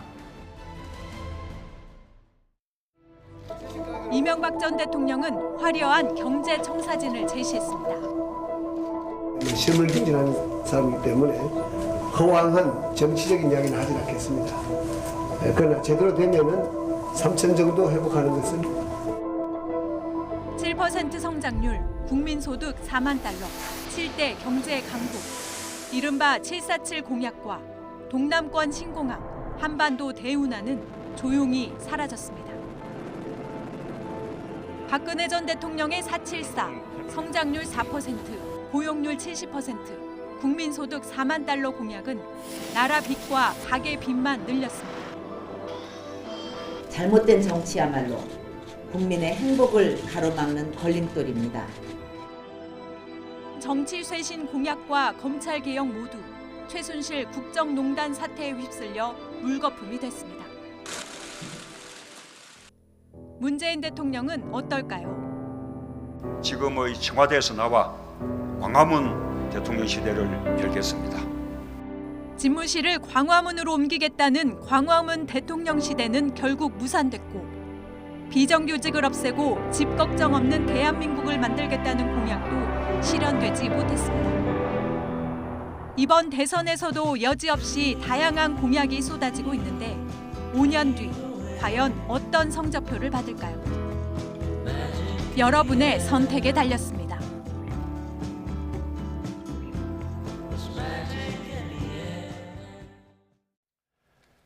네, 지금 이 시각 현재 전국 투표소에서 투표가 순조롭게 진행되고 있습니다. 사전 투표율이 높았던 호남 지역 상황 어떤지 한번 살펴보겠습니다. 네, 두 사람 중에 한 사람꼴로 사전 투표를 마쳤을 정도로 선거 열기가 뜨거운 지역이죠. 광주 지역 투표소에 나가 있는 취재기자 연결합니다. 오선열 기자. 네, 광주 첨단이동 제10 투표소에 나와 있습니다. 네, 투표는 순조롭게 이뤄지고 있죠. 네, 일반 유권자 투표 마감 시간까지 1시간 정도밖에 남지 않았지만 이 투표를 위한 시민들의 발길이 지금도 꾸준하게 이어지고 있습니다. 이 투표 사무원들도 찾아오는 시민들에게 대기줄을 안내하는 등 분주하게 움직이고 있는데요. 광주는 제가 나와 있는 이곳 투표소를 포함해 총 367곳에서 투표가 진행되고 있습니다. 이번 대통령 선거에서 광주 지역 유권자는 모두 120만 8천여 명입니다. 광주 인구가 144만여 명이니까 광주 시민의 83%를 차지하는 셈입니다. 전남 22개 시군에 투표소 862곳이, 전북은 14개 시군에 투표소 611곳이 마련됐습니다. 오늘 아침 7시 반쯤에는 광주 서구의 한 투표소에서 소란을 피운 50대 남성 A씨가 경찰에 체포되는 소동도 있었습니다. A씨는 술에 취한 상태에서 투표소가 2층에 있는 것에 불만을 품고 선관위 관계자에게 욕을 하는 등 소란을 피운 것으로 파악됐습니다. 앞선 사전투표에서 광주와 전남, 전북 등 호남은 투표율이 전국 1, 2, 3위를 모두 차지했습니다. 전남은 사전투표율이 51.4%로 전국에서 가장 높았고 광주와 전북도 절반에 가까운 유권자들이 선거를 마친 상태입니다. 오후 4시 기준 전남 투표율이 77.3%로 전국에서 가장 높고 광주가 76.4%로 뒤를 이었습니다. 전북도 76.3%로 전국 평균 투표율보다 높은 수치를 기록하고 있습니다.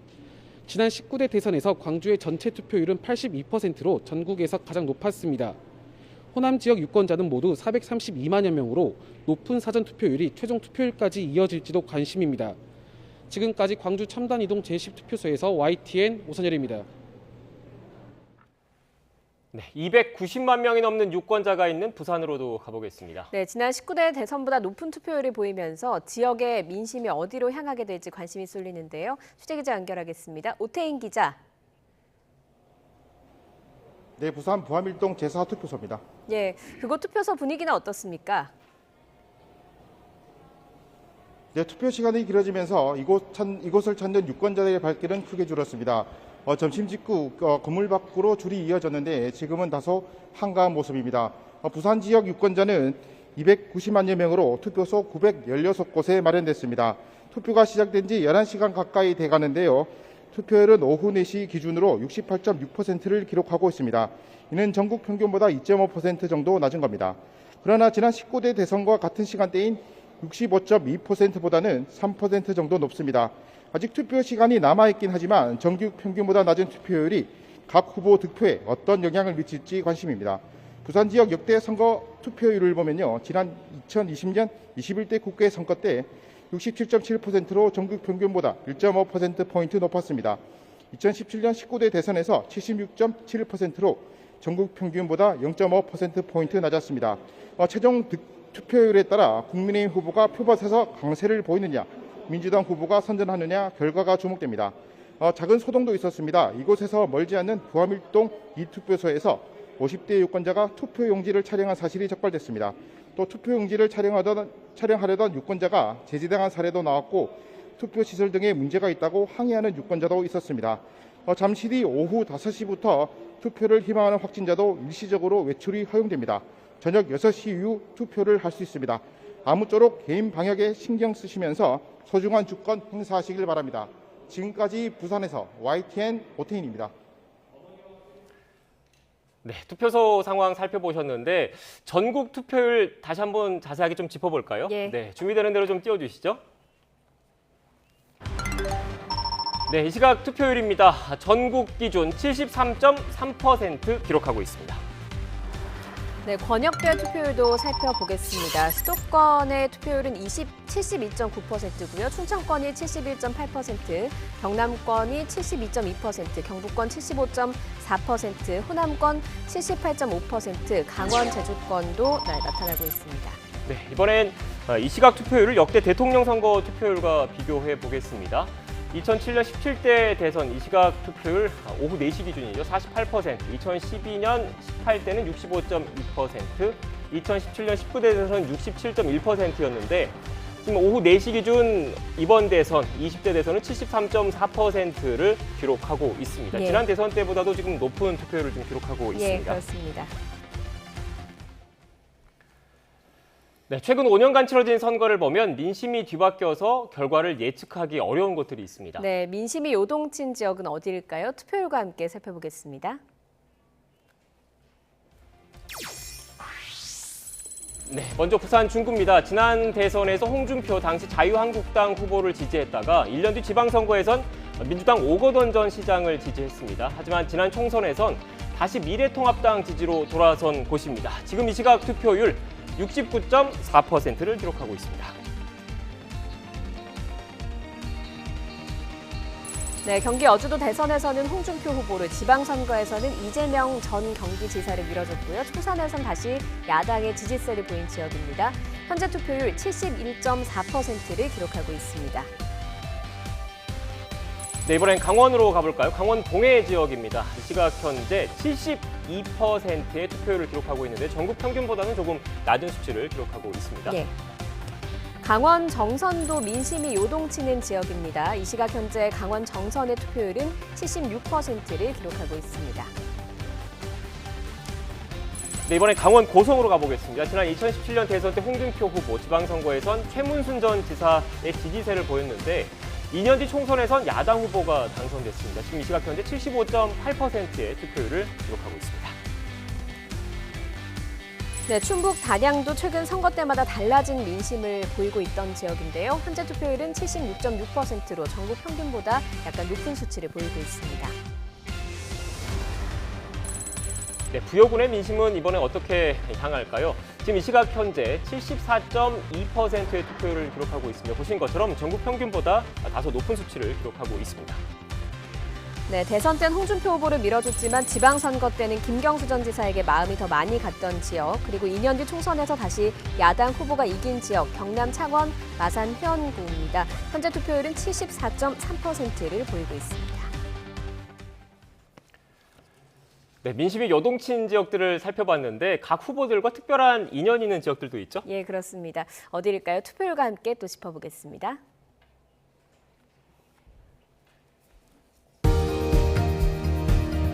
네, 먼저 이재명 후보가 태어난 경북 안동입니다. 지금 이 시각 투표율 어떨까요? 네, 이 시각 현재 76%의 투표율을 기록하고 있습니다. 이 후보가 정치적으로 성장한 성남시청이 있는 곳이죠. 경기 성남 중원 투표율은 이 시각 현재 73.3%를 보이고 있습니다. 네, 이번엔 윤석열 후보가 태어난 곳으로 가보겠습니다.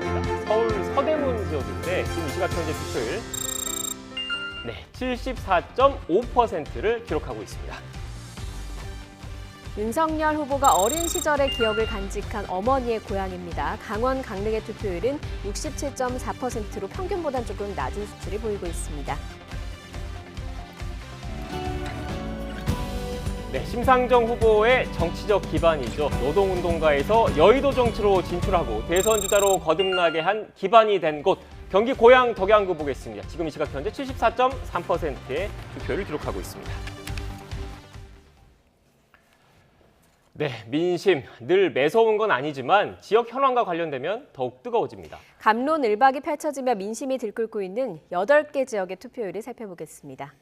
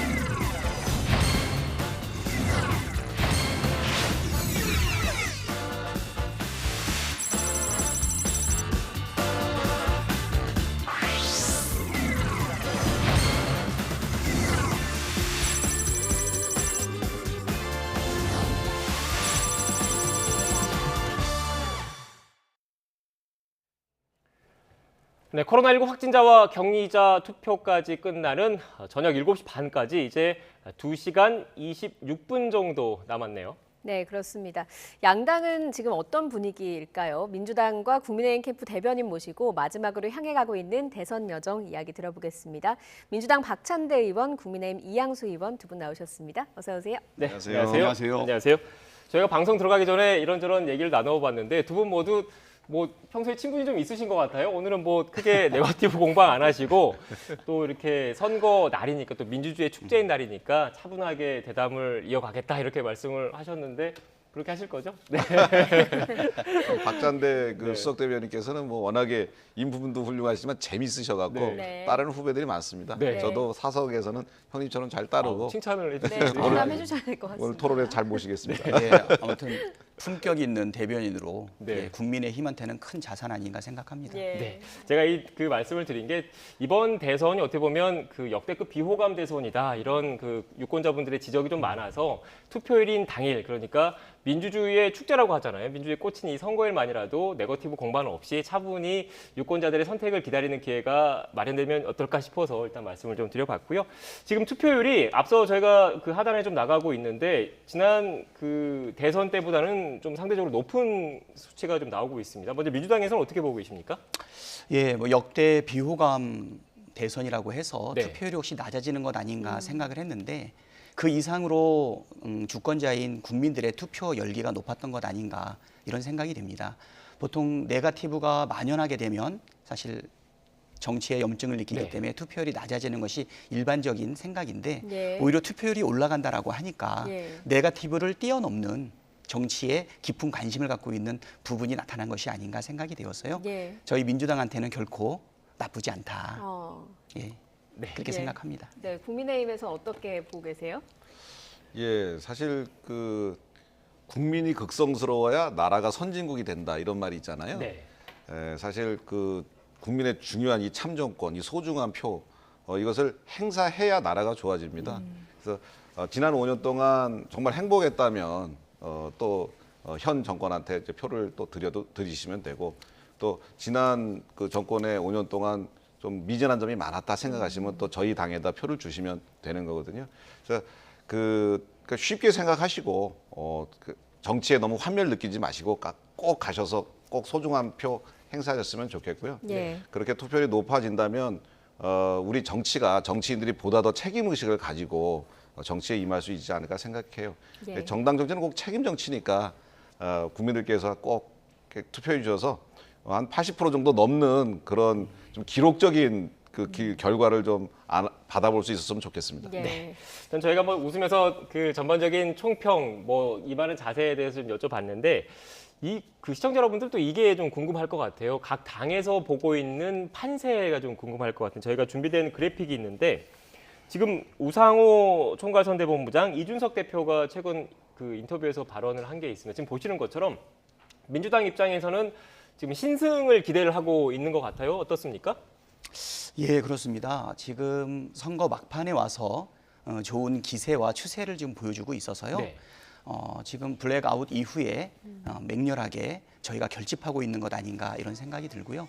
또 이따가 언급될지 모르겠지만 단일화 이후에 우리 당 지지자들의 마음이 더욱더 절박하고 간절한 마음으로 모이고 있다. 그래서 지금 예상한 대로 큰 차이 없이 우리가 신승하지 않을까 이렇게 기대하고 있는데요. 그 기대치는 그대로 지금 유지되고 있다. 이렇게 봅니다. 국민의힘에선 좀 큰 차이로 이길 것이다라고 기대를 하고 계신 것 같아요. 여전히 유효한 기대입니까? 예, 저희가 이제 정권 교체 비율을 이제 그 블랙아웃 이전에 조사했을 때 상당히 높게 나왔거든요. 그래서 이 분들을 다 투표장으로 모시고 가면 저희가 상당한 차이로 이길 수 있지 않을까 하는 기대를 가지고 있고요. 민주당 이재명 후보의 그 투표율을 이렇게 좀 그러니까 지지율을 과거에 분석을 해보면 좀 호재가 있어도 많이 안 오르고 악재가 있어도 많이 안 떨어지거든요.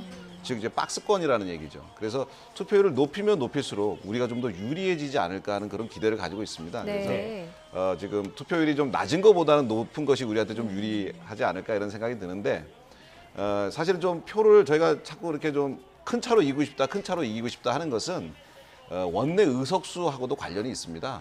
지금 이제 아무래도 민주당은 이제 180석의 거대 당이고요. 우리는 아직 100석 좀 넘었는데 만약에 윤석열 후보가 이번에 선거에 승리하시더라도 민주당은 거대 야당이 되는 거잖아요.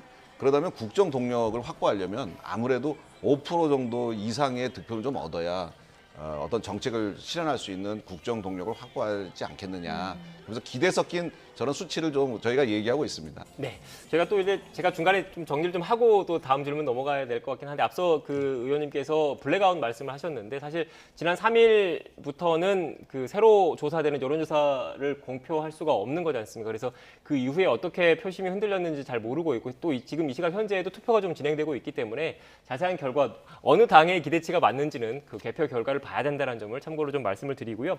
그런데 이 부분은 다들 여야 공이 공감을 하시는 것 같아요. 특히 젊은 층, 중도층, 수도권의 표심을 잡아야지 승기를 잡을 수 있다라는 것에는 여야 모두 좀 공감을 하시는 것 같아서 어제 마지막 선거운동도 두 당 모두 서울에서 좀 집중을 하신 것 같습니다. 어떻습니까? 먼저 민주당은?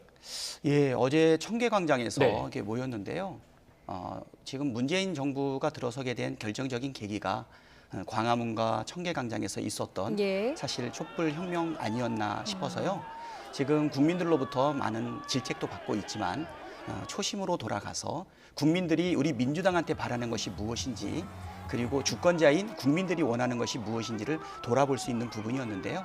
그 내용을 살펴보게 되면 대한민국이 가야 될 꿈에 대해서 얘기했던 것 같아요. 네. 예, 김구의 꿈, 그렇죠? 김대중의 꿈, 노무현의 꿈, 그리고 문재인 대통령이 가고자 했던 대한민국의 꿈이 무엇인지를 다시 한번 이야기를 했고요. 그리고 후보로서는 잘 준비되어 있는 유능한 경제 대통령, 그리고 통합의 대통령, 그다음에 평화의 메시지를 던질 수 있는 국민 통합의 대통령에 대해 가지고 구체적으로 언급하지 않았나 싶고요. 그리고 마지막에 12시 될 때까지는 홍대에 가서 젊은 사람들과 그리고 여성들과 관련해서 이야기를 많이 나누었는데 보통 정치 커뮤니케이션이 그 후보자가 일방적으로 이렇게 메시지를 던지는 경우가 많이 있었는데 특히 홍대에서는 시민들의 이야기를 듣는 그것으로 아마 그 서로 소통과 공감의 능력을 보여줄 수 있었던 메시지와 마지막 집회가 아니었나 이렇게 생각합니다. 어제 저 현장에 계셨습니까? 조금 아쉽게 제가 7월 1일부터 수석 대변인으로 임명받아서 지난 8개월 동안을 이 후보하고 같이 했는데 상대적으로 우리 지역구에 좀 소홀하다 보니까 마지막에 지역 사령관 없이 꿋꿋하게 지역을 지키면서 일했던 우리 지방 의원이나 인천 시민들과 함께 어저께 선거운동 12시까지 마무리를 했습니다. 보지는 못해서 아쉬운데 동영상 등으로 인해서 그 감동의 현장은 느낄 수 있었습니다. 지금 박 의원님께서 말씀 많이 하셨으니까 이 의원님께서 충분히 발언 기회를 드리겠습니다. 많이 드셔도 괜찮습니다. 일단 뭐 지금 이재명 후보 얘기를 했는데 그 윤석열 후보도 광장이라는 키워드 그리고 서울을 택했지 않습니까? 뭐 그 지향하는 세대, 공략하는 지점은 다르겠지만 의미 자체는 크게 다르지 않을 것 같다 이런 생각도 좀 드는데 어떻습니까? 예, 그렇습니다. 그렇다고 이하동분할 수는 없고 어제 사실은 제주, 부산, 대전 그리고 이제 서울로 오셨는데 그 길이 사실은 사전 투표율이 좀 낮은 지역입니다. 사전 투표를 높이기 위해서 왔고 그리고 마지막은 서울의 심장 시청 앞에서 유세를 했는데 거기에서 충분히 본인의 국민 통합의 비전이라든지 그리고 정권 교체의 당위성을 이야기했고요. 마지막으로 이제 강남에라든지 그다음에 젊은이들이 많이 모이는 건대 이쪽으로 가셔서 젊은이들과 소통을 하고 그렇게 했고요. 마지막은 애국가로 이제 그 애국심에 가득 찬 시민들과 이렇게 애국가로 마무리했는데 좀 감동적이었던 것 같습니다. 예, 두 분 다 현장의 감동을 뭐 가보시진 못하셨고 가보셨습니까, 이양수 대변인은 어제? 예, 저는 서울시청까지만 가고 이제 그 강남하고 건대하고는 못 갔습니다. 네, 그래도 감동은 충분했다 이런 말씀을 해주셨습니다. 앞서서 저희가 이 시각 투표율 정리를 해드렸는데 미디어홀에서 전하는 이 시각 투표율 한번 정리해보고 오겠습니다. 미디어홀 나와주시죠.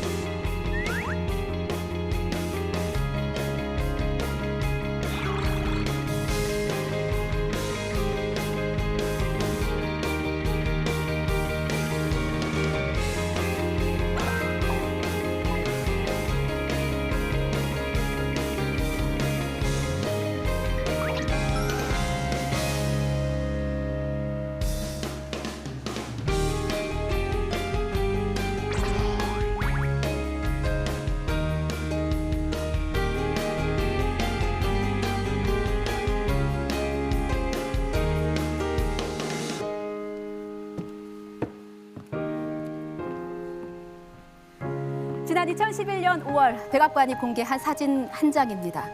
오사마 빈 라덴 사살 작전이라는 그 사안의 무게를 떠나서 우리의 시선을 끈 것이 하나 있습니다. 바로 한쪽 구석 가장 낮은 곳에 위치한 대통령의 자리입니다. 가장 큰 의자는요, 이 작전을 진두지휘하는 합참 의장에게 내어줬습니다. 회의장 한가운데 놓인 가장 크고 가장 높은 의자에 앉아 있는 것이 국민이 바라는 대통령의 모습은 아닐 것입니다. 의자의 크기, 의자의 배치, 그리고 위치보다 더 중요한 건 그곳에 앉아서 어떤 일을 하느냐, 그리고 얼마나 잘 해내느냐일 것입니다. 자, 민심이 빚어낸 자리입니다. 국민의 선택을 기다리는 후보자들 모두 오늘만큼은 이 자리의 의미에 대해서 생각해봤으면 좋겠습니다. 자, 대통령의 자리를 빚어내는 민심 에너지, 현재 전국 250개 지역에서 충전 중입니다. 오후 5시 현재 민심 얼마나 충전됐는지 한번 살펴보겠습니다. 네, 전국적으로 투표율 73.6%의 에너지가 채워졌습니다. 자, 그럼 현재 권역별로 투표율이 가장 높은 곳과 가장 낮은 곳을 한번 비교해 볼게요. 가장 높은 권역 보겠습니다. 네. 최고 투표율을 기록하고 있는 곳 광주 전라 권역입니다. 78.6%의 투표율을 기록하고 있고요. 가장 낮은 권역은 강원 제주 지역입니다. 71.8%의 투표율입니다. 이 권역을 한 번에 비교해 보겠습니다. 네. 자, 서울, 경기, 인천, 대전, 세종, 충청, 그리고 쭉 강원, 제주까지 모두 70%를 웃도는 투표율을 보이고 있습니다. 하지만 이 투표율이 높다고 해서 더 많은 사람이 투표를 했다는 의미는 아닙니다. 투표율은 유권자 수 대비 투표장에 실제로 간 사람들의 비율을 나타내는 지표죠. 지역별로 유권자 수가 좀 차이가 나기 때문에 인구가 많은 지역은 투표율이 낮다고 해도 인구가 적은 지역에 비해서 훨씬 더 많은 사람이 투표했을 가능성이 있습니다. 자, 그렇다면 실제로 얼마나 많은 사람들이 투표장으로 향했는지 한번 살펴볼까요?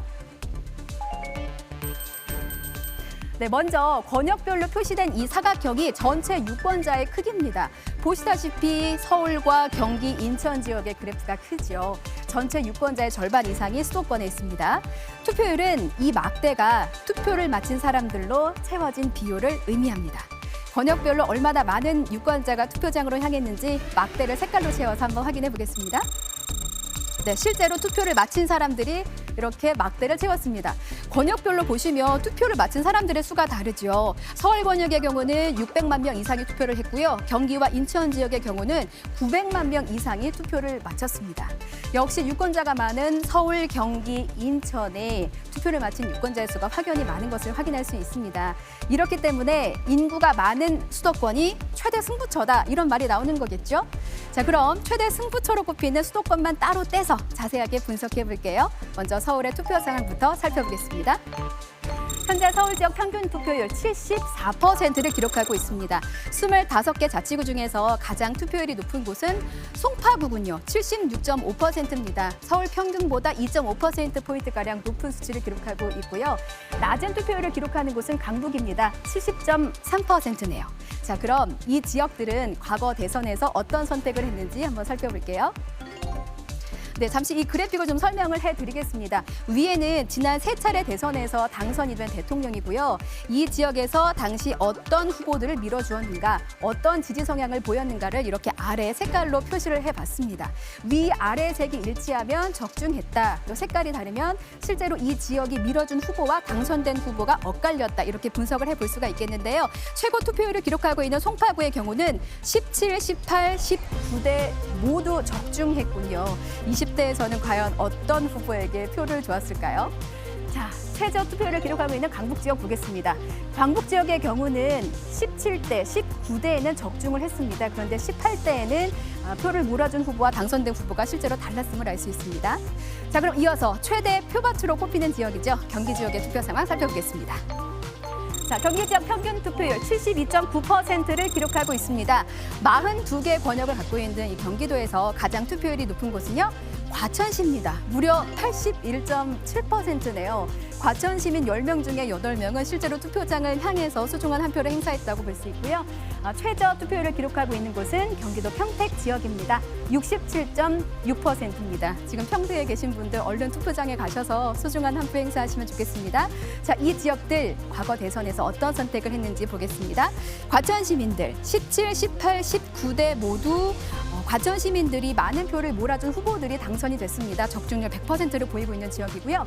최저 투표율을 기록하고 있는 평택 보겠습니다. 17, 18, 19대 모두 평택 시민들도 본인들이 밀어준 후보, 많은 표를 몰아준 후보들이 당선됐음을 알 수 있습니다. 자, 수도권 민심은 늘 파도와 같았습니다. 선거 때마다 요동치면서 정치를 심판해 왔는데요. 이번에는 어떨까 정말 궁금합니다. 자, 다음은 현재 시간을 기준으로 과거에 비해서 투표율이 얼마나 늘었는지를 살펴보겠습니다. 네, 현재 오후 5시 기준으로 민심 중전 73.6%를 기록하고 있는데요. 과거에는 어땠을까요? 5년 전인 지난 19대 대통령 선거 때입니다. 70.1%를 기록했었는데 이때에 비해서 3.5%포인트 증가했음을 수치로 볼 수 있습니다. 자, 다만 19대 대선 때는요. 박근혜 전 대통령에 대한 탄핵으로 치러지는 보궐선거에서 저녁 8시까지 투표가 진행이 됐었죠. 보통은 투표 종료 시간이 6시니까 2시간이 더 길었던 셈입니다. 자, 오늘 선거 공식적인 투표 종료 시각은 저녁 7시 반입니다. 하지만 코로나와 무관한 사람들은요. 6시 전에 투표를 모두 마치셔야 한다는 점 잊지 마시고요. 지금 시간이 한 5시 21분 정도 지나고 있으니까 아직 투표를 안 하셨다면 지금이라도 얼른 투표장 가셔서 소중한 한 표 행사해 주시기 바랍니다. 자, 그럼 오후 6시까지 투표가 진행됐던 18대 대선과 한번 비교를 해보겠습니다. 오후 5시 기준으로 18대 대선에는 70.1%의 투표를 보였는데요. 이때와 비교하면 오늘 3.5%포인트 정도 더 증가한 것을 확인할 수 있습니다. 자, 이번에는 기울기 그래프로 추세를 한번 살펴보겠습니다. 네, 오후 5시 현재 투표율 73.6%를 기록하고 있는데요. 5년 전에 치러졌던 19대 대선 그래프도 한번 보겠습니다. 네. 자, 이 19대 대통령 최종 선거 때 앞서 설명해드렸다시피 19대 때는 저녁 8시까지 2시간이 더 연장된 투표였기 때문에 최종 투표율은 77.2%를 기록했고요. 18대 최종 때는 75.8%를 기록했었습니다. 자, 현재 투표율이 73.6%니까 조금만 더 서두르시면 18대 때 기록을 넘어설 수도 있겠네요. 자, 지금 보시면 그래프가 아침 시간에는 조금 기울기가 만만하다가 뒤로 후반부로 갈수록 올라가는 것을 볼 수 있는데요. 아무래도 고민을 하다가 투표 시간이 끝나기 전에 투표장으로 향하는 발걸음이 늘었다는 의미로도 해석할 수 있겠습니다. 자, 그럼 현재 시간을 기준으로 시도별 투표율이 가장 많은 변화를 보인 곳은 어디일까요? 먼저 가장 많이 증가한 곳은 경북입니다. 지난 19대 때보다 6.4%포인트 증가했고요. 가장 적게 증가한 곳은 경남 지역이군요. 2.4%포인트 증가한 것을 확인할 수 있습니다. 자, 그럼 이 두 지역의 현재 투표율은 어느 정도 되는지 한번 살펴볼게요. 가장 많이 증가한 경북 지역의 경우 이 시각 현재 75.6%를 보이고 있고요. 가장 적게 증가한 경남 지역의 경우도 72.6%로 비교적 높은 투표율을 기록하고 있습니다. 자, 이 지역 역대 대선의 선택 결과는 어땠는지 살펴보겠습니다. 자, 먼저 가장 많이 증가한 경북 지역의 경우는 14대부터 19대까지 모두 보수 계열의 후보를 지지하는 선거 경향을 보여줬군요. 자, 가장 적게 증가한 경남 지역의 투표 경향 보겠습니다. 14대부터 19대까지 모두 경남 지역도 보수 계열의 후보에게 표를 몰아준 경향을 확인해 볼 수 있습니다. 자, 민심은 투표로 말합니다. 이번 선거 누가 민심을 더 많이 얻었을까요? YTN 선거 방송에서 함께 하시기 바랍니다. 지금까지 민심연구소에서 살펴봤습니다. 네, 지금 이 시각 투표율 안보라 앵커가 전해주셨는데 지금 두 분 의원님도 투표율 이렇게 유심하게 네. 보시면서 이런저런 그 생각을 좀 하시는 것 같더라고요. 일단 지금 가장 그 관심이 끄는 것, 이 투표율과 그리고 각 정당의 어떤 유불리와 연관성인 것 같아요. 어떻게 보십니까, 민주당 입장에서는? 저희 입장에서는 그 투표율이 높고 낮은 거와 관련해서 네. 우리 민주당의 직접 유불리를 판단하기는 좀 어렵다. 네. 좀 이런 생각이 들고요. 네. 투표율이 아까 높아지는 것은 아까도 말씀드렸듯이 주권자인 국민들의 선택권, 그다음에 주권을 행사하는 비율이 좀 높아진다 생각하는데요. 뭐 어떤 분은 투표율이 75%를 넘기면 민주당한테 유리하다 이렇게 예측하는 분들도 있기는 한데 뭐 구체적인 연관관계는 있지 않다 이렇게 생각이 되고요. 네. 네. 네거티브를 뛰어넘는 국민들의 선택에 민주당이 기대를 가지고 있습니다. 네. 이항수 대변인님도 아까 보니까 상당히 유심히 보시더라고요. 어떤 네. 부분을 좀 유심히 보신 건가요? 예, 저기 뭐 좀 과거에 그 이제 문재인 대통령을 좀 지지를 했던 지역이 네. 좀 우리를 지지해야 네. 그래야 이제 바뀌는 거 아니겠어요? 그래서 네. 가능성이 있을지 없을지를 보는데 역시 그 박찬대 수석 대변인 말씀대로 뭐 제가 점쟁이도 아니고 지금 알 수가 없는 거죠. 그 뚜껑 열어봐야 알겠죠. 그런데 네. 그래도 이제 그 좀 우리는 좀 투표율을 좀 많이 높여야 좀 그 유리하지 않겠나 생각이 들고요. 예. 혹시나 이제 민주당의 결집력이 만약에 높아진다면 사실 그 저희가 또 그 아쉬운 결과를 가질 수도 있기 때문에 네. 하여튼 저희도 지금 계속해서 투표 동료를 하고 있는 그런 중입니다. 네. 아직 투표 종료까지 2시간여가 남았기 예. 때문에 뭐 실제 투표율 그리고 결과가 어떻게 나올지는 좀 지켜봐야 된다는 말씀을 드리고요. 지금 조금 전에 화면이 들어온 게 있는 것 같습니다. 민주당 이재명 후보의 부인 김혜경 씨가 투표를 마치고 지금 가는 모습이 들어왔다고 하는데요. 예, 그렇습니다. 당초에 오후 4시쯤에 비공개로 그 집 근처 투표소에서 투표를 할 것으로 알려져 있었는데 사실 이번 대선에서 배우자들 리스크 그렇죠. 그러니까 여러 의혹들이 불거지면서 윤석열 후보와 이재명 후보 모두 배우자 김건희 씨와 김혜경 씨를 최근에는 볼 수가 없었습니다. 네, 지금 김혜경 씨는 오늘 본투표 당일날 투표를 한 거고 윤석열 후보의 부인 김건희 씨는 사전 투표를 마쳤습니다. 저희가 일반적으로 그 투표할 때 후보자와 배우자가 같이 함께 투표장에서 투표함에 넣는 모습을 일반적으로 많이 봐왔는데 이번 같은 경우는 두 양강 후보의 배우자가 공식 석상에도 잘 모습을 드러내지 않는 듯한 모습을 좀 보였었고요. 아무래도 뭐 여러 불거진 의혹과 논란과 관련됐다고 봐야 되겠죠, 대변인님. 네, 그렇습니다. 뭐 우리 당뿐 아니라 양당이 다 뭐 배우자 관련해서는 조금 곤란한 부분이 좀 있었던 것 같은데요. 네. 특히 김혜경 여사 같은 경우에는 사과 기자회견을 하고 난 이후에 보이지 않는 곳에서 내조를 하면서 보이지 않게 그래도 도움을 주지 않았나 이런 생각이 들고요. 그리고 오늘 본투표 때 한 것은 어차피 노출 자체를 감출 수 없는 부분이기 때문에 예정된 지역에 서셨다 이렇게 생각이 됩니다. 예. 네. 뭐 국민의힘의 경우에도 여러 고민이 있으실 것 같습니다만 김건희 씨의 경우에는 이런 모습도 좀 볼 수가 없긴 했거든요. 네, 그렇죠.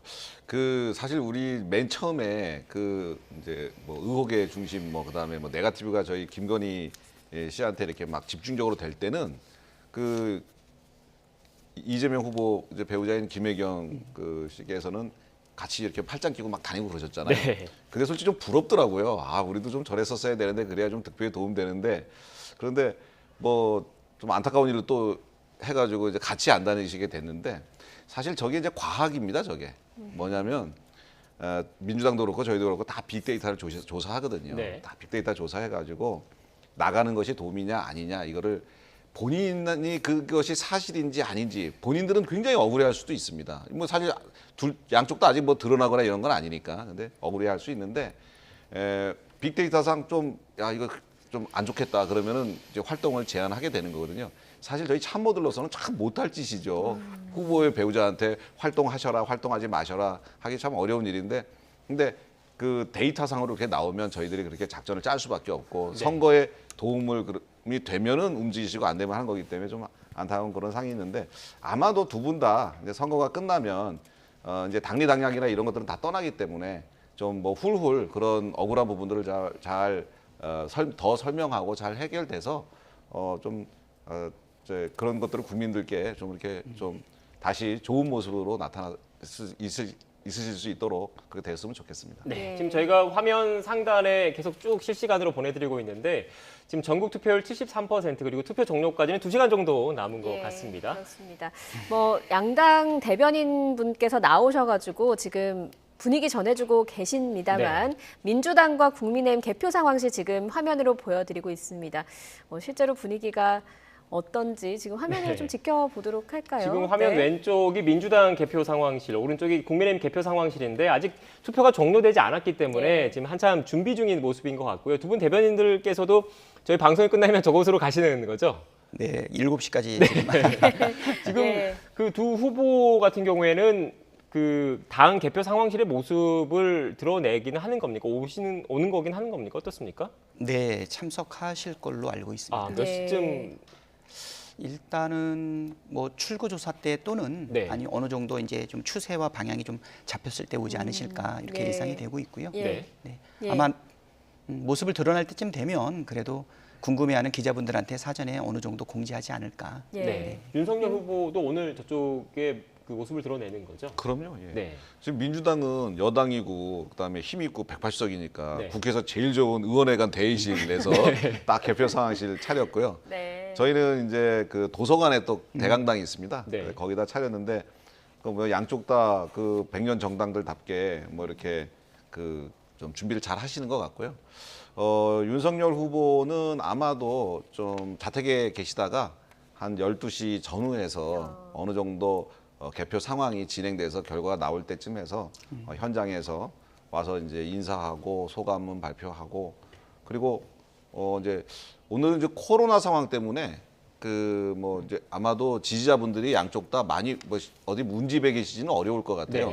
예전에는 뭐 그 지지자들한테 가서 인사도 하시고 뭐 그랬었잖아요. 근데 오늘은 그런 상황은 좀 어려울 것 같기도 하고 그런데 이제 당사에 또 늦게까지 있는 직원분들 계시면 고생했다고 아마 인사하러 아마 좀 들리시지 않을까 생각이 듭니다. 네, 저는 지금 이게 그 두 당의 당사인 줄 알았는데 지금 국회에 이렇게 개표 상황실이 두 당 모두 마련이 됐나 보네요. 이유가 있습니까? 국회에 이렇게 마련한 게? 아무래도 그 당사에 그 우리 같은 경우는 이제 국회의원 수가 180명 가까이 되기 때문에 국회의원들만 모인다 그래도 아마 수용할 자리가 없죠. 그러다 보니까 의원회 간의 대회의실에서 진행하는 것으로 알고 있습니다. 예전에 국회의원들만. 예전에 이 양당들이 돈이 많을 때 있잖아요. 금권 정치할 때. 그때 돈들 많을 때는 당사들이 있었지 않습니까? 그 당사에 근사하게 이제 저런 거 꾸려놓고 했는데 요즘은 당사가 되게 임대해 갖고 작아요. 그리고 기자실도 작아서 저런 거를 설치할 곳이 없어서 그리고 이제 국회에 그래서 의원회관이나 도서관 강당을 사용하죠. 저희가 지금 개표 상황실을 보여드리고 있기 때문에 이 질문을 좀 드릴게 시청자 여러분들 궁금하실 것 같은데 각 당에서는 언제쯤 당선자의 윤곽이 드러날 것으로 예상을 하고 계시는지가 좀 궁금하거든요. 글쎄요. 최소한 12시는 넘어서 한 2-3시 정도까지도 어쩌면 치열한 초초 접전 양상을 보이고 있기 때문에 내일 새벽. 국민의힘에서는요? 7시 반에 투표가 종료되잖아요. 과거보다 1시간 반 이제 늦어지고 한 8시 넘어서부터 개표가 시작될 테니까 아무래도 저도 12시는 넘길 것 같습니다. 그래서 좀 국민 여러분들께서 새벽까지 좀 보셔야 되지 않을까 생각이 드네요. 두 분 다 자정을 넘어야 할 것 같다라는 말씀이셨는데 지금 보이는 이 개표 상황실 출구조사 결과 나오면 저희가 선거 날마다 사실 의원들 그리고 지지자들의 표정이 딱 보이면 희비가 엇갈리는 걸 볼 수가 있거든요. 두 분 다 원하시는 표정이 있으실 것 같거든요. 근데 이번 출구조사는 이제 일단 사전 투표가 3분의 1이 넘었으니까 그거 빠지고 그다음에 또 확진자 투표 결과도 반영할 수 없기 때문에 출구조사를 보정하는 데 있어가지고 상당한 애로가 좀 있지 않겠나 좀 이런 생각이 되어서 출구조사만으로는 결코 예측하기는 참으로 어려울 것 같다 이렇게 생각이 됩니다. 특히 이번 그 사전 투표가 역대 최고치를 기록을 했기 때문에 이 보정에 오류가 발생할 수도 있다 이런 취지의 말씀이셨던 것 같은데 동의를 하시는 겁니까? 예, 저도 그렇게 생각하고요. 예전에는 그러니까 예전에는 이 출구조사를 통해서 뭐 당선 확실 뭐 이렇게 했잖아요. 지금은 그렇게는 안 될 것 같고 뭐 당선 우세 뭐 요 정도 표현이 적절하지 않을까 싶습니다. 네, 알겠습니다.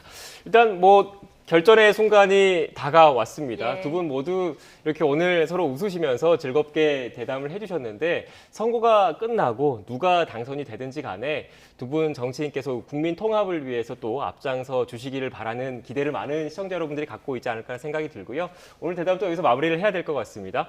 네, 지금까지 민주당 박찬대 의원, 국민의힘 이양수 의원과 함께 그 대담 나눴습니다. 오늘 말씀 고맙습니다. 감사합니다. 감사합니다. 네, YTN 대선 특별 방송은 잠시 뒤에 계속됩니다. 네, 저희는 여기서 인사드리겠습니다. 고맙습니다.